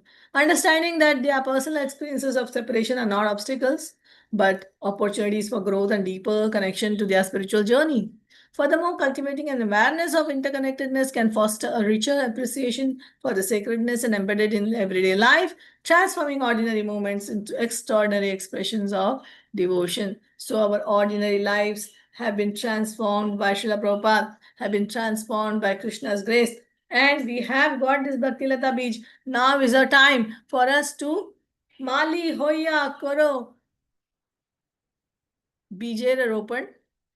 And then what we should do, we should become a Mali, a gardener, and we should sow this bija or this Bhakti Lata bija even deep within our heart. And then Shravan Kirtan Kare Sinchan. So we have to do Sinchan, or we have to water the plants by using Shravan Kirtan. These two watering methods we have to do by watering the little seed which we plant of bhakti within our hearts. So we'll take a 3 minutes break. If anyone has any questions, we can address that.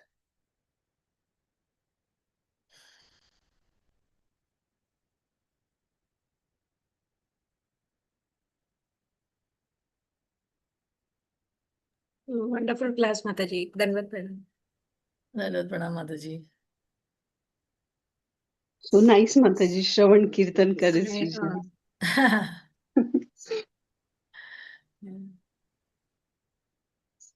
Mataji, this 64 limbs of bhakti. Yeah. Mentioned in Nectar of Devotion. Yeah. I hope one day we can highlight on that. We can take a class on that. You seem to have read it many times, so it would be wonderful. Mataji, it is okay, we can do that. But I'm saying 64 limbs are very, very straightforward. Prabhupada has written it very nicely in English.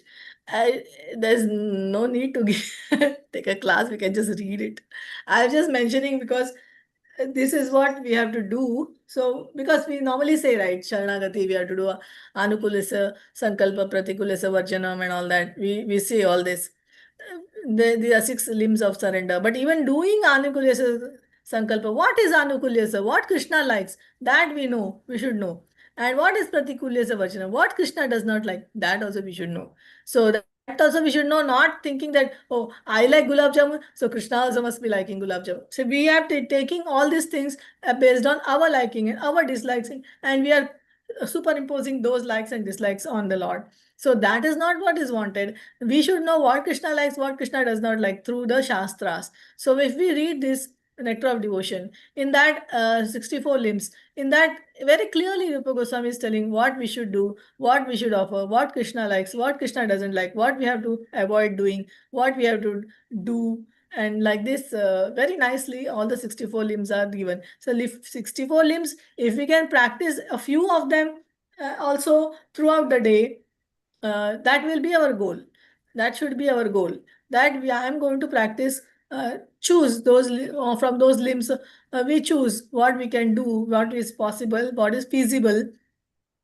Everyone can't do everything. So what is feasible for us and how much time we can dedicate? So we can try to increase that day by day. Today I am doing, say, 6 hours of devotional service. Pure devotional service means whatever pure devotional service in the sense, pure angas of devotional. We are not doing purely. Yes, it will take time. But angas of those devotional, direct devotional service, I can say, more than pure. Direct devotional service which has been given by Srila Rupa Goswami. If we are going to do those angas every day, maybe 6 hours a day, definitely 6 hours a day is feasible for anybody. So we can do that. So we are doing that, Shravan Kirtan. In that everything is there, Shravan Kirtan, all that. So when we are doing that for 6 hours a day, and then next, after maybe 1 month or 2 months, we can slightly increase, maybe 6.5, then maybe slightly increase after a few months, 7 hours. So like this, we can slowly increase, and we can take it as 24 hours a day. There is very interesting thing in the 64 limbs of devotional service, like so staying in Vrindavan, in a holy place. You just stay there, you don't take the name of the Lord, you don't chant, you just eat and sleep. That is also counted as devotional service. Yes. Yes, definitely it is counted. Not only Vrindavan, any Yes, in holy like place. Jagannath Puri, or you can say Mayapur, Navadvip. So all these are equally potent, these places of the Lord. But even when we are in these places, we have to be very careful about offending Vaishnavas, or doing offenses, because when we do offenses in the Dham, it is also multiplied, like especially in Vrindavan, it is multiplied 1,000 times. So we do one small offense also, it will be multiplied 1,000 times. So we have to be very careful in that way. Even staying in Dham is not easy. I think just sitting and sleeping, but even that is not easy in the Dham, because we tend to make aparadh. Yes, Mataji. Prabhuji, what I was suggesting is if we can include these 10, like 60 out of the 64, like during the Kirtan Seva, if we can recite 10 every time in the Kirtan Seva, it will be a good revision for everyone. Okay, we'll see. But there are very important things to understand. Like say, Yashoda Mata's her devotion. She didn't allow Krishna to drink milk.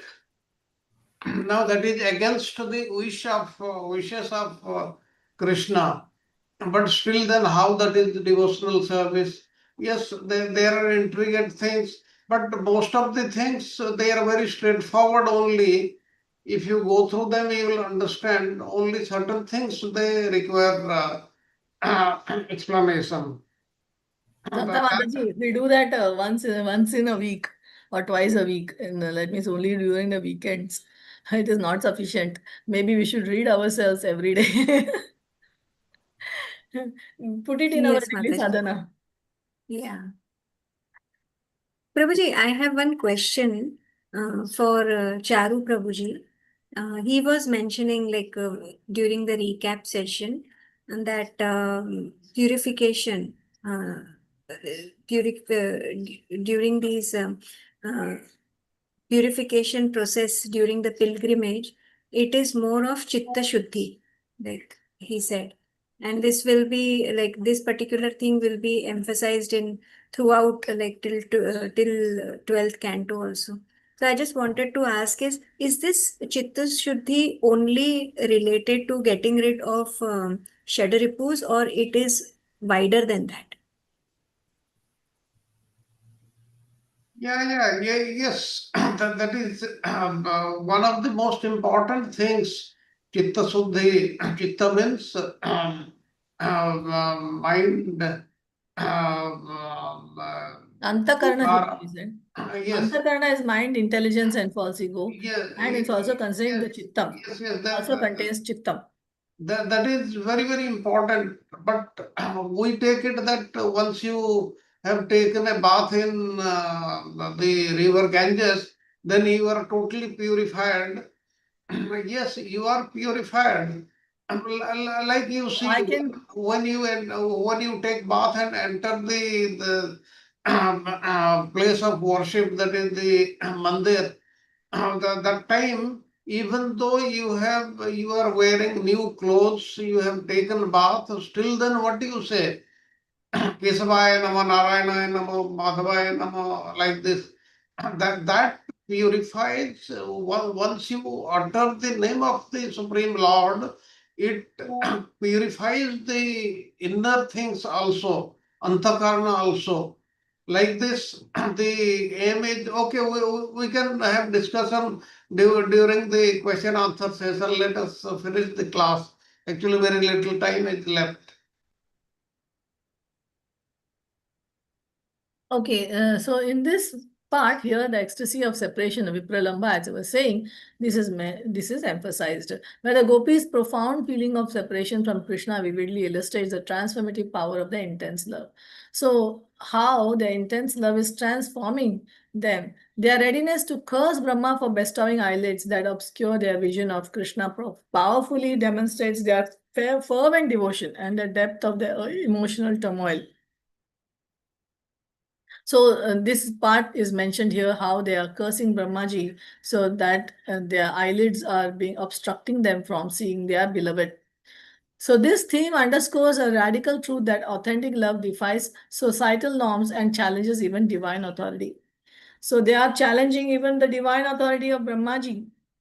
And in one place also it's mentioned how the gopis, when they are just meditating on how Krishna is traveling into the forests, and there'll be thorns pricking his very, very tender feet, and thinking like this, they faint in separation. So even that little separation from the whole day, and they would meet again in the night, but then that separation, they couldn't, it was unbearable for them. Unbearable, those few hours of separation. So you can imagine how unbearable is this of years of separation from the Lord. Divine play or Leela, the Krishna's playful exchanges with the gopis infused with humor and lightheartedness embody the essence of divine play. His teasing words and tender inquiries strengthen the emotional connection, showcasing how the playful expression of love can convey profound spiritual truths. This dynamic element suggests that divinity is not distant but accessible through joyous and intimate interactions. So, when Krishna met with the gopis, he was teasing them in very lightheartedly and we're sharing with them some humorous anecdotes. And in this way, they were joyful. They were just staring at Krishna with longing eyes, and they were feeling these intimate interactions were making them very very this accessible to the divine, which there's flooding their hearts. So in this philosophical knowledge versus pure devotion, so we have, isn't it? We do, all of us do have philosophical knowledge to a certain extent. But what is it versus pure devotion? Krishna's attempt to share philosophical insights with the gopis unveil a captivating tension between intellectual comprehension and the experiential nature of love. So gopis have experienced the ultimate. They have experienced Krishna's love. So now Krishna is trying to share philosophical insight. Oh, aham sarvasya prabhavo, matta sarvam pravartite. Everything comes from me. I am the supreme. So they are trying this. He is trying to tell them, and they have experienced something much higher than that. Then the gopis find themselves overwhelmed, asserting that love cannot be confined to philosophical dialogue.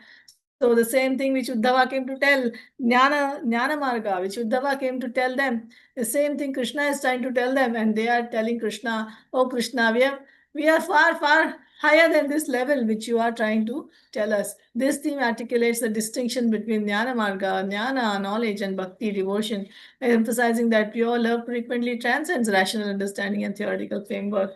So Jnana is on that level of rational understanding, Jnana in the level of philosophical framework, whereas Bhakti is way higher than that. And that's what the gopis are trying to tell Krishna.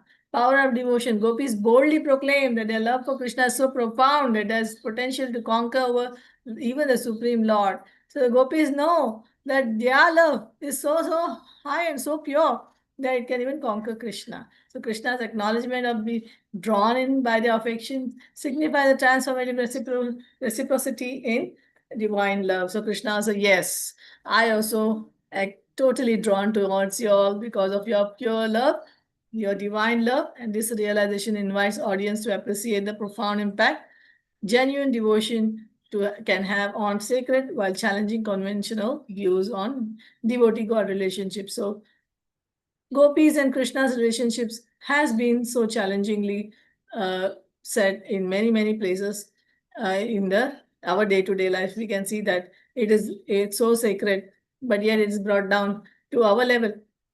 And there in conventional places also it's been misinterpreted.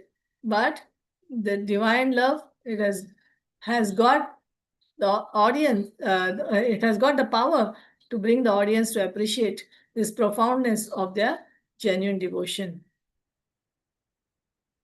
So now we come to the nature of reality and illusion. What is illusion? What is reality? Krishna's teaching on material elements and the soul delve into profound philosophical questions about the existence and deceptive nature of separation. He urges the gopis to look beyond their immediate feelings of distance, eliminating the eternal bond they share. This theme weaves together the emotional experiences of the gopis with expansive philosophical inquiries, reinforcing the notion that spiritual truths often transcend superficial perceptions. So Krishna is telling them, look here, my dear gopis, you have a great bond with emotional bond, which is very devotional also, and we have this bond, and you have experienced that. And what these philosophical inquiries are going to do, they're going to reinforce this bond, reinforce this notion that spiritual strength is often is transcending the superficial perceptions, but yet it is the bond is becoming more and more deeper. So the desire for union. Now the gopis are longing for Krishna. They want to be with him. and their expressions of anger and frustration at philosophical teachings starkly reflects their intense desire for unity with him. So they're saying, no, do away with this. We do not want to hear your jnana. So we just want to be with you. And their insistence on his return to Vraja encapsulates the ultimate aim of devotion. So now they're forming, you must have seen a picture sometimes where the gopis are all have formed like a ratha on which some gopi have become the cart wheel, some gopi has become the body of the carriage, some gopi has become the driver, some gopi has become the seat on which Krishna is sitting. And in this way, they are trying to bring Krishna to Vrindavan. A profound closeness and intimacy with the divine. And this is when, even when the Rath Yatra was happening, and this is the specific episode which Chaitanya Mahaprabhu was remembering. And Chaitanya Mahaprabhu was singing one song during the Rath Yatra very loudly. He was singing, and if you say contemporary, the way he was singing was like a mundane song. It was a mundane song. It was a movie song, like you can say, something like that. It's a mundane song where a heroine is telling the hero that once upon a time there was this river Reva, and on the banks of this river Reva, you were on this banks, and we were meeting. I want to meet you there. So Chaitanya Mahaprabhu was singing like that. Nobody could understand why he is singing this movie song. I mean, this mundane song. Why is the Lord singing this mundane song? And only Rupa Goswami could understand what the Lord was thinking. And of course, Sarup Damodar and Rupa Goswami could understand.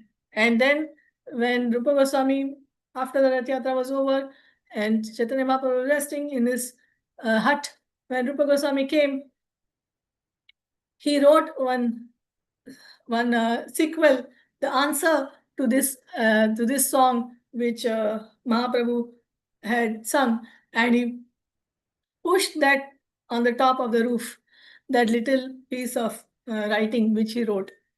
And next, when Chaitanya Mahaprabhu, he was entering and he saw that little piece of paper, this palm leaf, he took it and he read, and he said, "Who wrote this? Who wrote this?" Then Sarup Damodar said, Your Rupa. Your Rupa wrote it." Meaning to say, your servant, Rupa Goswami, has written it. And Chaitanya Mahaprabhu was so overwhelmed that he came and he just mildly slapped Rupa Goswami and he said, "How have you understood my mind?" So this is how so intimate was the relationship between Rupa Goswami and Sri Chaitanya Mahaprabhu.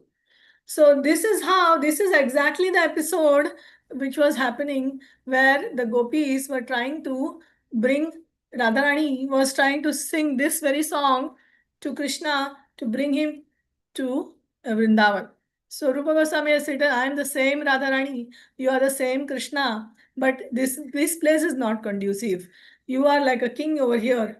I want to bring you back to Yamuna, on the banks of the river Yamuna, and I want to take you to the same Vamshivat where we met before." So this is the song which Rupa Goswami wrote.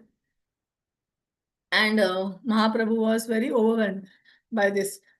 So the conclusion is that together these thematic elements intricately illustrate the dynamic interplay between love and philosophy, emotion and reason, devotion and knowledge, all framed within Krishna's divine pastimes with the gopis. They illuminate the rich complexities of spiritual faith and deeply transformative relationship between the sacred and the devoted.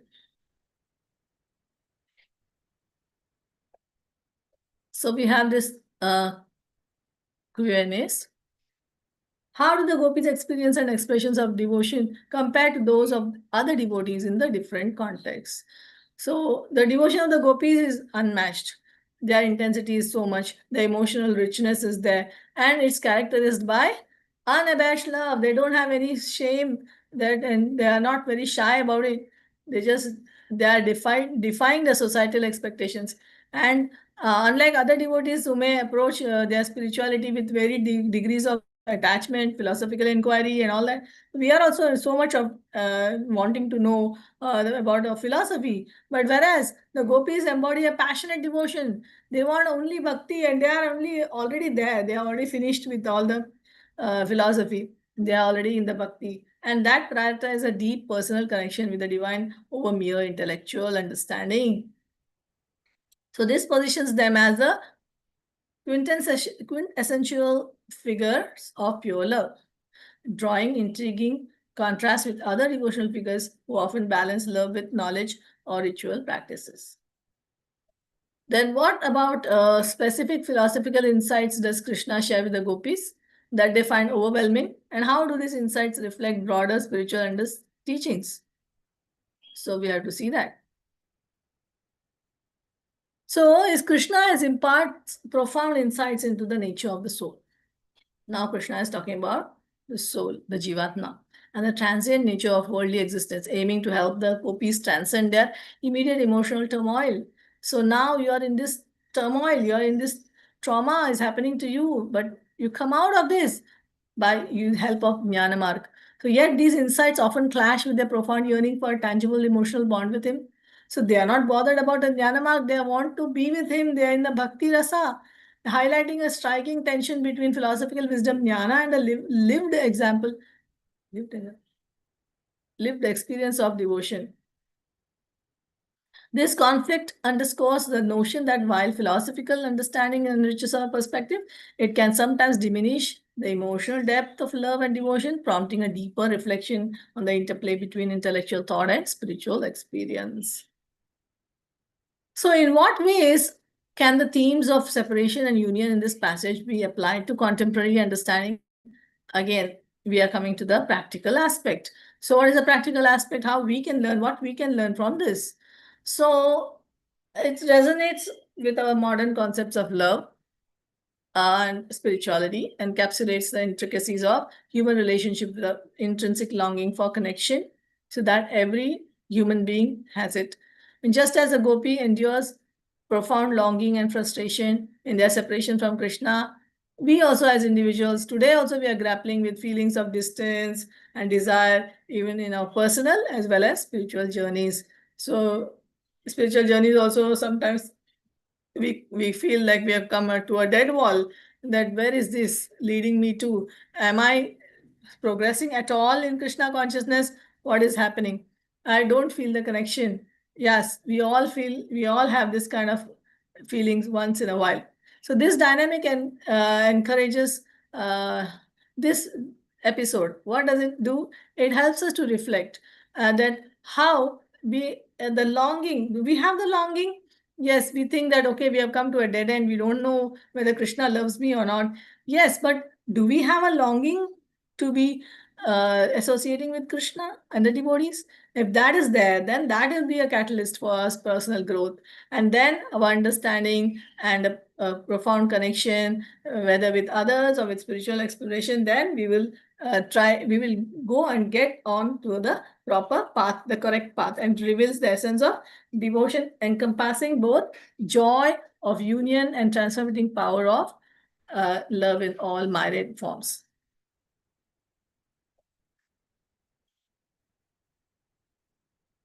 So unity in separation. So gathering of the Yadavas and inhabitants of Vrindavan and Kurukshetra is a deep moment, poignant moment, illuminating the theme of unity in face of separation. So despite this enduring distance, there was a distance physically as well as emotionally.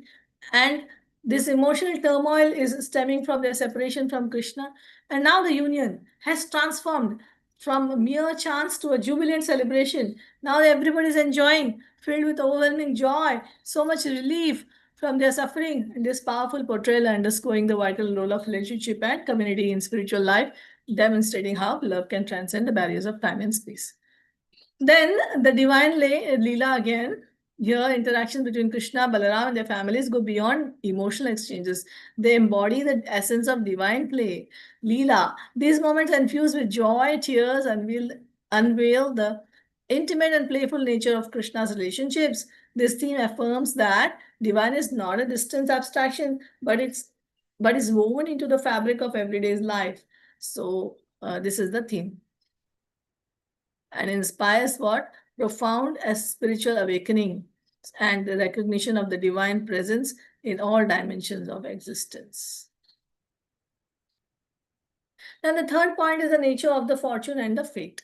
So again, the same Vasudev's thoughtful response to Kunti Devi and how it reflects on the prompts of philosophical inquiry of how we also have so much sufferings, okay, given to us by nature, and we are also like puppets, and it's urging us to seek a deeper connection with the divine that arises above the tribulations of the material world.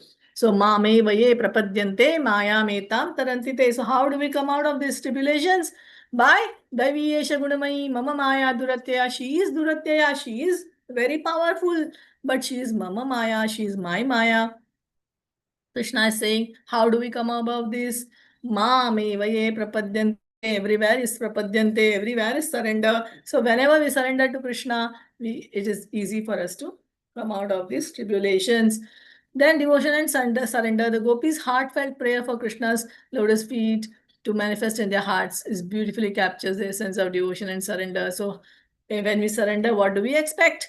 We expect the lotus feet of the Lord to be come within our heart, and that is bhakti, that is embodying bhakti. And that way, this theme is powerfully illustrating that true fulfillment emerges from the surrendering. So surrendering is so very important. Mame vaye prapadyante maya metam tarantite, which can lead to transformative spiritual experience. The fifth point is mutual recognition and respect. So how exchanges of mutual embraces, so everybody's embracing each other, and the ladies are embracing each other, men are embracing each other, and they're crying torrents of love-filled tears. And then they are revealing the important respect. Respect is also there, the recognition of relationships, and Yadava's deep affection for Nanda and Yashoda, along with their heartfelt acknowledgements of the pivotal roles they played during nurturing Krishna Balaram. They brought them up and serve as a compelling example of how relationships can be fortified by mutual respect and gratitude. So they are so grateful for Nanda and Yashoda, did that such a wonderful help to them, and they are very grateful. And this theme is underscoring the necessity of recognizing. We have to recognize others, whatever they have done for us, and express appreciation. We have to do in that on our day-to-day basis. We have to appreciate devotees. We have to appreciate family members for what they have done for us, because we don't know when is the next chance we will get to do that. And this will greatly influence our spiritual journey also. So that is the conclusion, that it is enhancing our understanding of dynamics between divine and devoted, and illustrating the complex interplay of human emotions, spiritual aspirations. And this whole chapter, what is it doing? It's encapsulating the essence of love, devotion, intricate of dance of faith, urging readers to introspect on their own connections with the divine and with each other, which is more important. So now we have final Q&A before we close. What specific experiences led to the emotional turmoil of separation from Krishna for the inhabitants of Vrindavan? So the emotional turmoil was that the inhabitants of Vrindavan were enduring their separation from Krishna. And because of this, they had profound emptiness in his absence. So there was totally Shunyaitam Jagatsaram Govinda Virahename. So that was happening to each and every Vrajavasi. So the separation is not just marked by longing, it is filled by intense spiritual yearning. So longing is there to see Krishna, but there's also a yearning so that they can be reunited, and that is very spiritual, and an aching sense of fulfillment, aching sense of unfulfilled completeness in their lives. So without Krishna, everything is incomplete. And this illustrates the extraordinary depth of their love and devotion, making their emotional struggle more poignant. So the next question is, how do the themes of fortune and fate impact on the ongoing relationships between the characters over time? So how fortune and fate, what is that? It is shaping the relationships, especially here external factors are like social standing, family ties are intertwined with divine influence, and it can lead to dramatic shifts, either disconnection or reunion. So this reality underscores the fragility of human connections and ignites a deeper quest for meaningful divine relationships that transcend worldly circumstances. So the gopis were separated from Krishna, the Vrajavasis were separated from Krishna. So that had happened by fate. Okay, but over time they are now reunited. So now this is the reality, that there will be separation, and the fragile. It's human connections are so fragile, it can break at any time. So this ignites us for a deeper quest. So what we should do? We should think meaningful, whatever our relationship, are they divine? Are they connected to Krishna? So devotees connection, devotees friendship, this is what is important in our life. And that will transcend us from here to a very divine feeling. So, in what ways can the concepts of the divine play, Leela, be applied to contemporary spiritual practice? So, we are also doing spiritual practices every day. So, how does that divine Leela help us? So, very practical point here.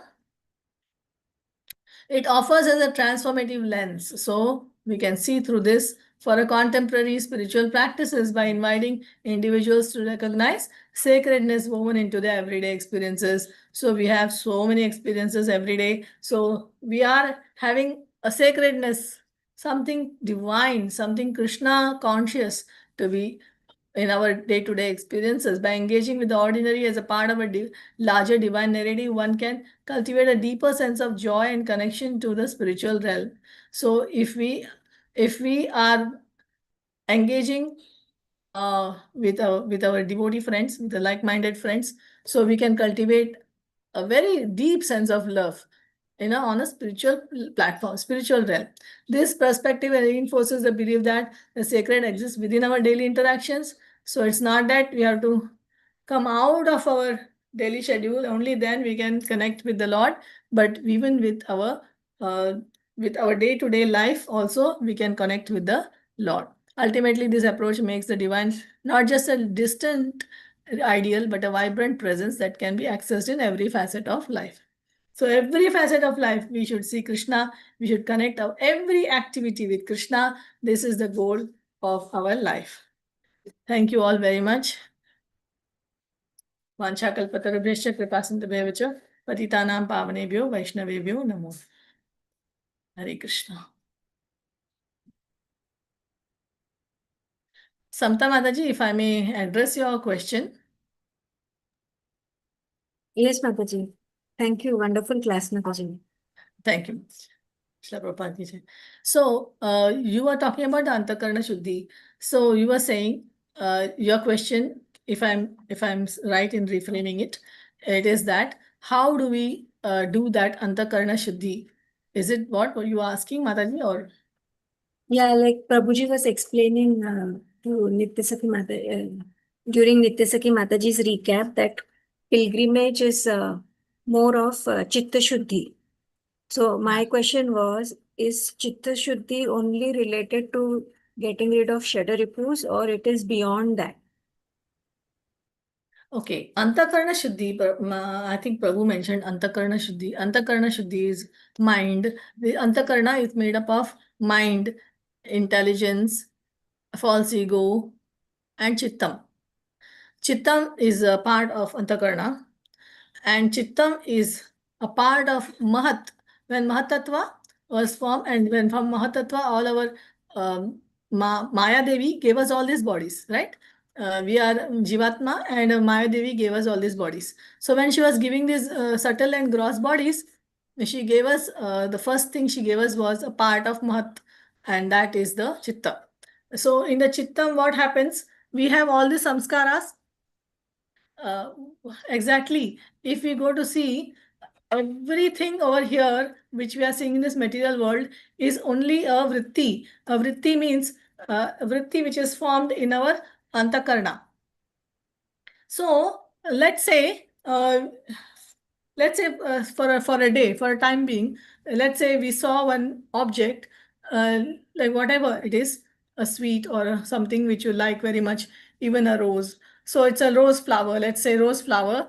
Okay, you saw a rose flower.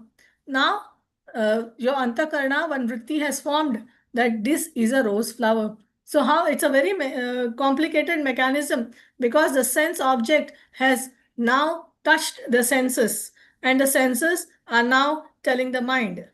Okay, now rose is a sense object, and your eye is a sense. So, and your mind. So the eyes have captured the rose and sent the image to the mind. The mind now has got this image, and his mind has sent it to the intelligence, asking the intelligence, is what is this object? And the intelligence has, this is happening in a fraction of a second. The intelligence is consulting the chittam. In the chittam, all the whatever you have seen in the past lives, everything, because we are carrying the subtle body life after life. Every life we are carrying the subtle body. So whatever you have seen, everything is there stored in the chittam. Immediately when Google search is done, I mean a search is done, and the chittam, from the chittam, that rose flower is taken out and sent to the intelligence. Intelligence then sends it to the mind. Mind knows now that this is rose flower and what it has to do with the rose flower. Immediately mind starts to think, I thought this is vritti now. This form a new vritti. Vritti means what? Vritti means whatever we see, and that forms an image for that moment. That is vritti. And now the mind says, okay, I want this rose flower. I want this rose flower. That becomes another vritti. I want the rose flower. This I want the rose flower is coming from where? From the antakarna false ego. Only ego knows, false ego knows that this body, this mind, this whole thing is mine. That is this false ego is thinking, telling the mind, tell the senses to get the, then immediately the another working sense, which is the hand, which will go and pluck the rose flower.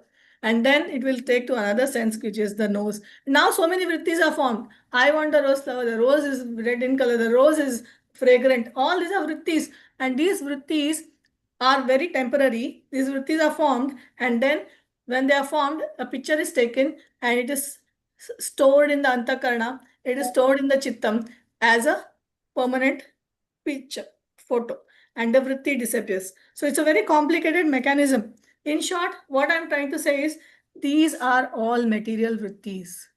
What we have to do is we have to replace these material vrittis with spiritual vrittis. That is the only thing. We have to do bhakti vrittis, have to be, only way is for us to come out of this maya is to replace the material vrittis with bhakti vrittis. Once bhakti vrittis are formed, bhakti vrittis will keep on forming the bhakti impressions in the chittam, and this will be stored in the chittam. When all these bhakti vrittis are stored in the chittam, the more bhakti vrittis are stored, the more everything is stored, the more Krishna pictures we see, the more Radharani's pictures we see, the more we talk about bhakti, the more we discuss everything. All these vrittis are formed and are collected, and when they become so much more than our material things, then they will displace our material vrittis and we will go towards the spiritual life. This is very simplistic way. It's not so simple, but it is the simplistic way of explaining what you had asked, Mataji. That is Antakarna Shuddhi, Mataji. Thank you so much, Mataji. Thank you so much. Wonderful. Dandavat Pranam. Dandavat Pranam.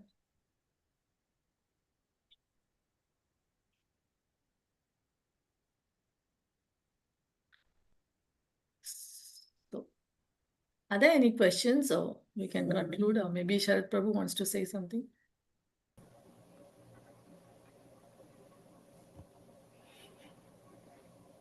Thank you, Mataji. Very wonderful explanation. Thank you so much. Sharad Prabhu. I think Sharad Prabhu, you can say something before we conclude. There must be some questions at least. Looks like nobody.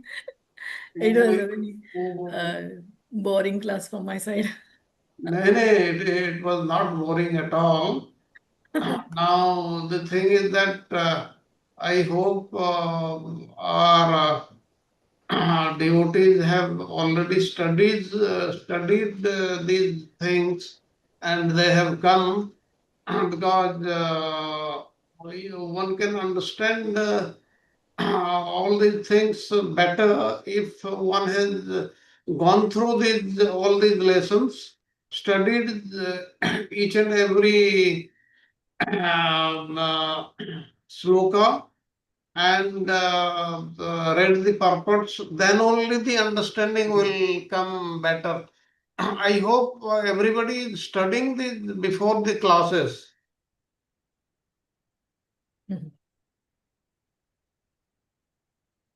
I am not very sure actually. But this is very, very important. Like Charu Prabhuji has already told, before coming to the class, one should be very, very careful and study these. Then only the things will be clear. Otherwise, things will not be clear. Like as you have seen in this class, and I just want to ask, what was the chapter today? And anybody else, not Archana Mataji?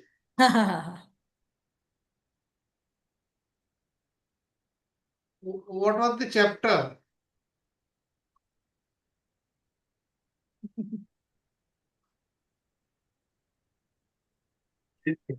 It is really. Prabhuji, Krishna comforting gopis in a secluded place. This was which chapter of Srimad Bhagavatam we studied today? 82. पूरा रामायण सुना है, भागवत सुनी है, मतलब कौन कृष्ण है, कौन राम है, कौन सीता है. 82, Prabhuji. Chapter 82, Prabhu. 82. Okay.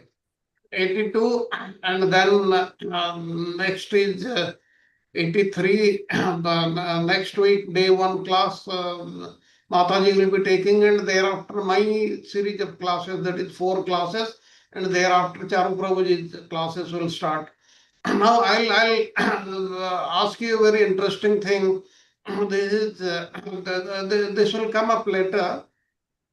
Like Krishna, he married the 8 principal queens. Now, what was the thing Krishna had to face in the marriage for marrying Lakshmana?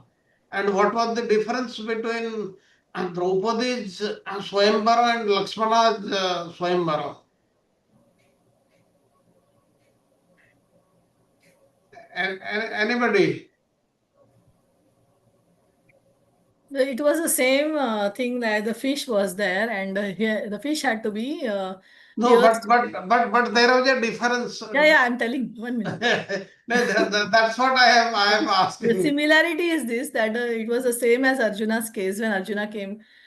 Similarity is that it was the same, that is the fish was there and he had to, but in Arjuna's case he could see the reflection, and in this case that was not there, and in other thing that the fish was covered with a cloth, so the fish was not visible. Like in Arjuna's case, the fish was naked, it was visible. You can see the eye of the fish. So that was a Okay, that means there was a big standing pole. On that pole, one fish was rotating at the end, and there was a pool of water. And in case of Draupadi's Swayamvara, Krishna had, rather any competitor had to look at the water and leave the arrow to pierce the eye of the fish. This was there. Okay, what was the difference in Lakshmana? Anybody knows this? Okay, what Mataji said, that is very, very correct. The fish one could not see properly, but for aiming, one had to look up and down simultaneously. That is, look up on the pole and look down on the water, and then only one can aim. And this is not possible for any human being to look up and down.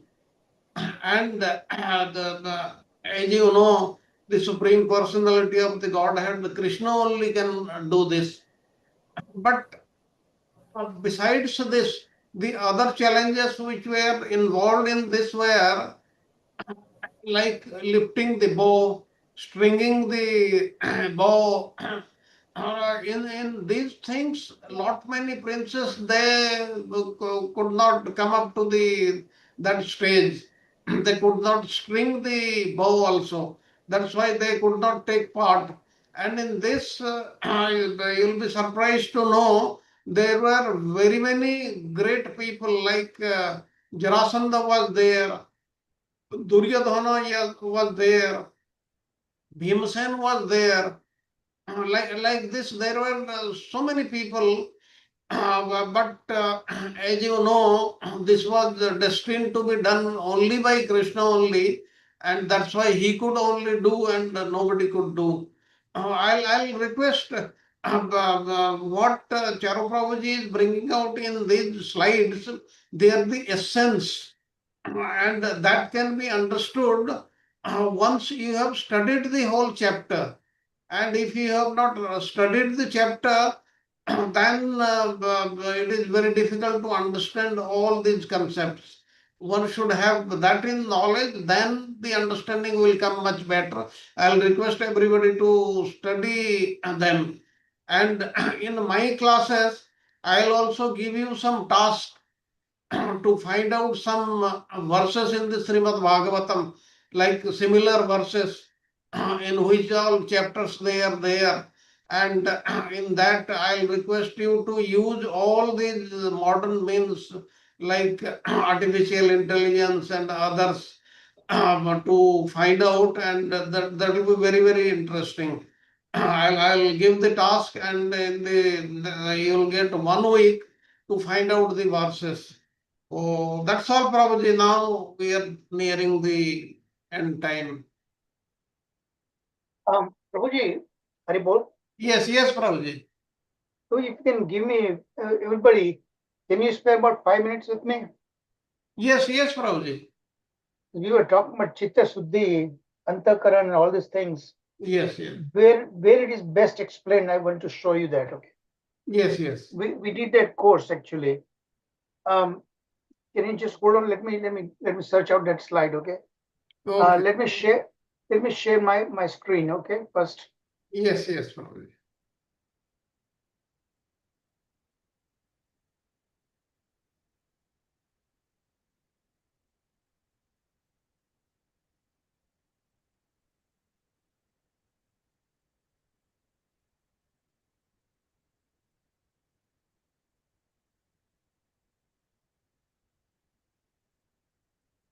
This course we have done. Can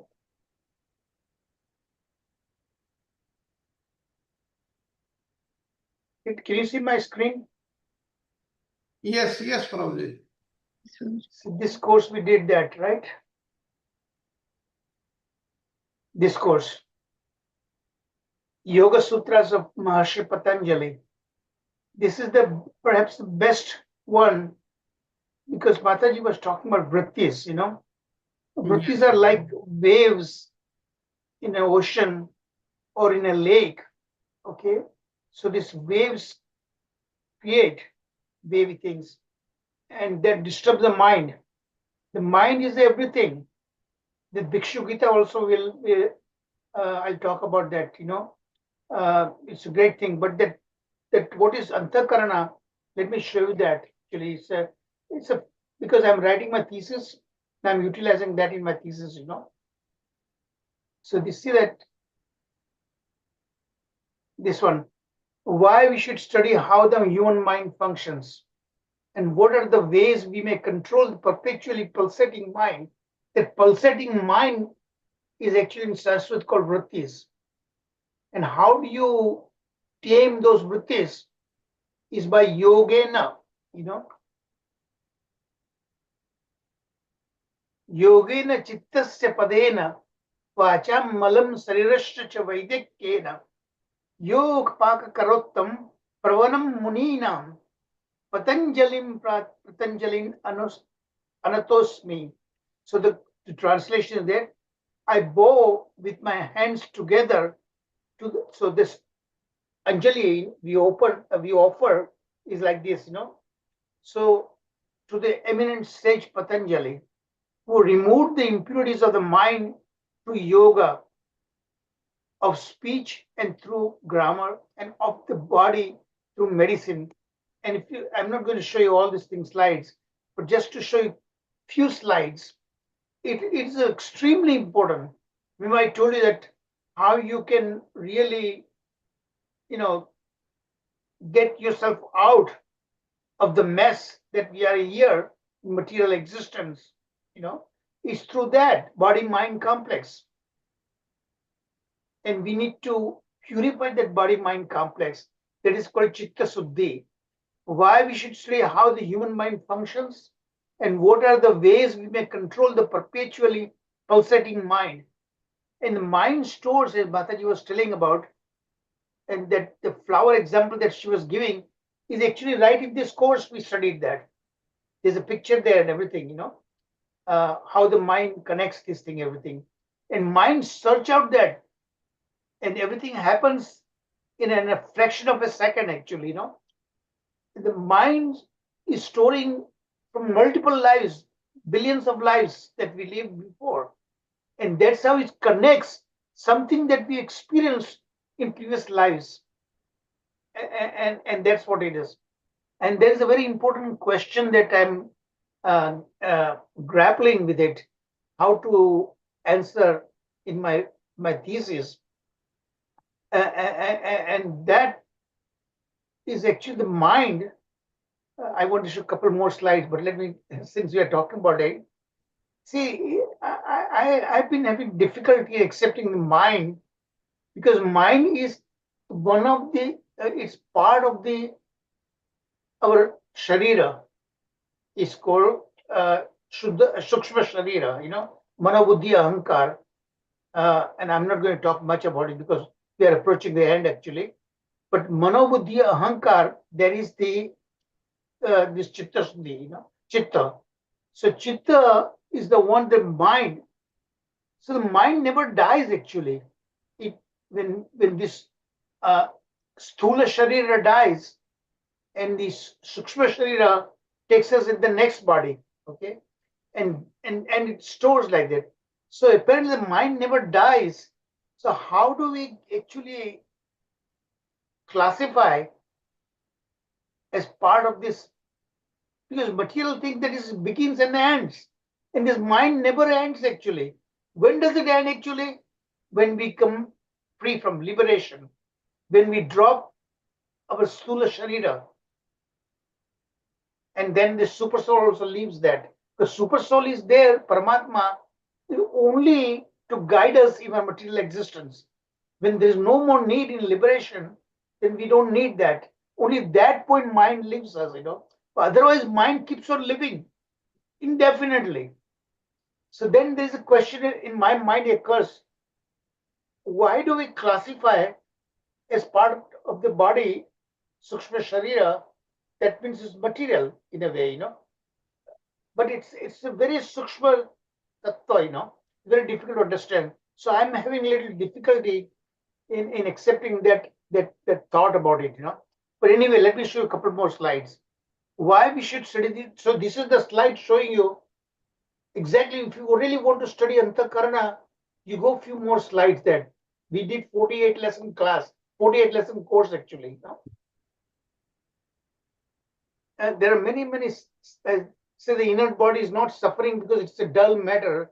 The spirit soul is not suffering, but it does experience the pain because of false ego, Manobuddhi Ahankar. And that we discuss in many different occasions actually. You know, that Jada Buddhi, the dialogue between Jada Buddhi and King Rahugana, also we studied that. Many different. Then of course, we also studied when Maharaj Parikshit, he was going around and he saw a scenery, a person was beating a bull, the cow, and the bull's legs were cut off. 3 legs cut off. So he's asking, what's so bull doesn't even name the person who was doing that. That was Kali actually. So these are all things. Part of it is it's connected with it.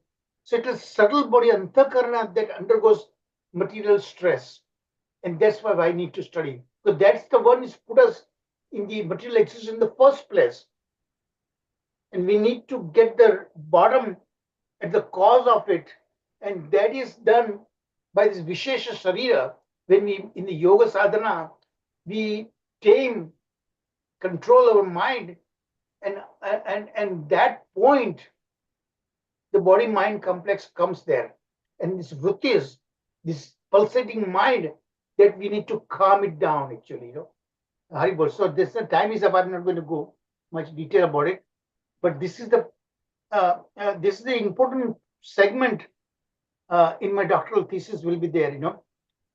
So many different things I'm putting in my thesis, and I'm trying to make a sense with bringing the genetics in it, epigenetics, to understand why it is and how it works actually. It's I'm hoping is one of its kind will be there, and how to put it in the simplest language. That is what I'm struggling with it. Haribol, I'll stop it here. Okay. Thank you. Any comments? Very much.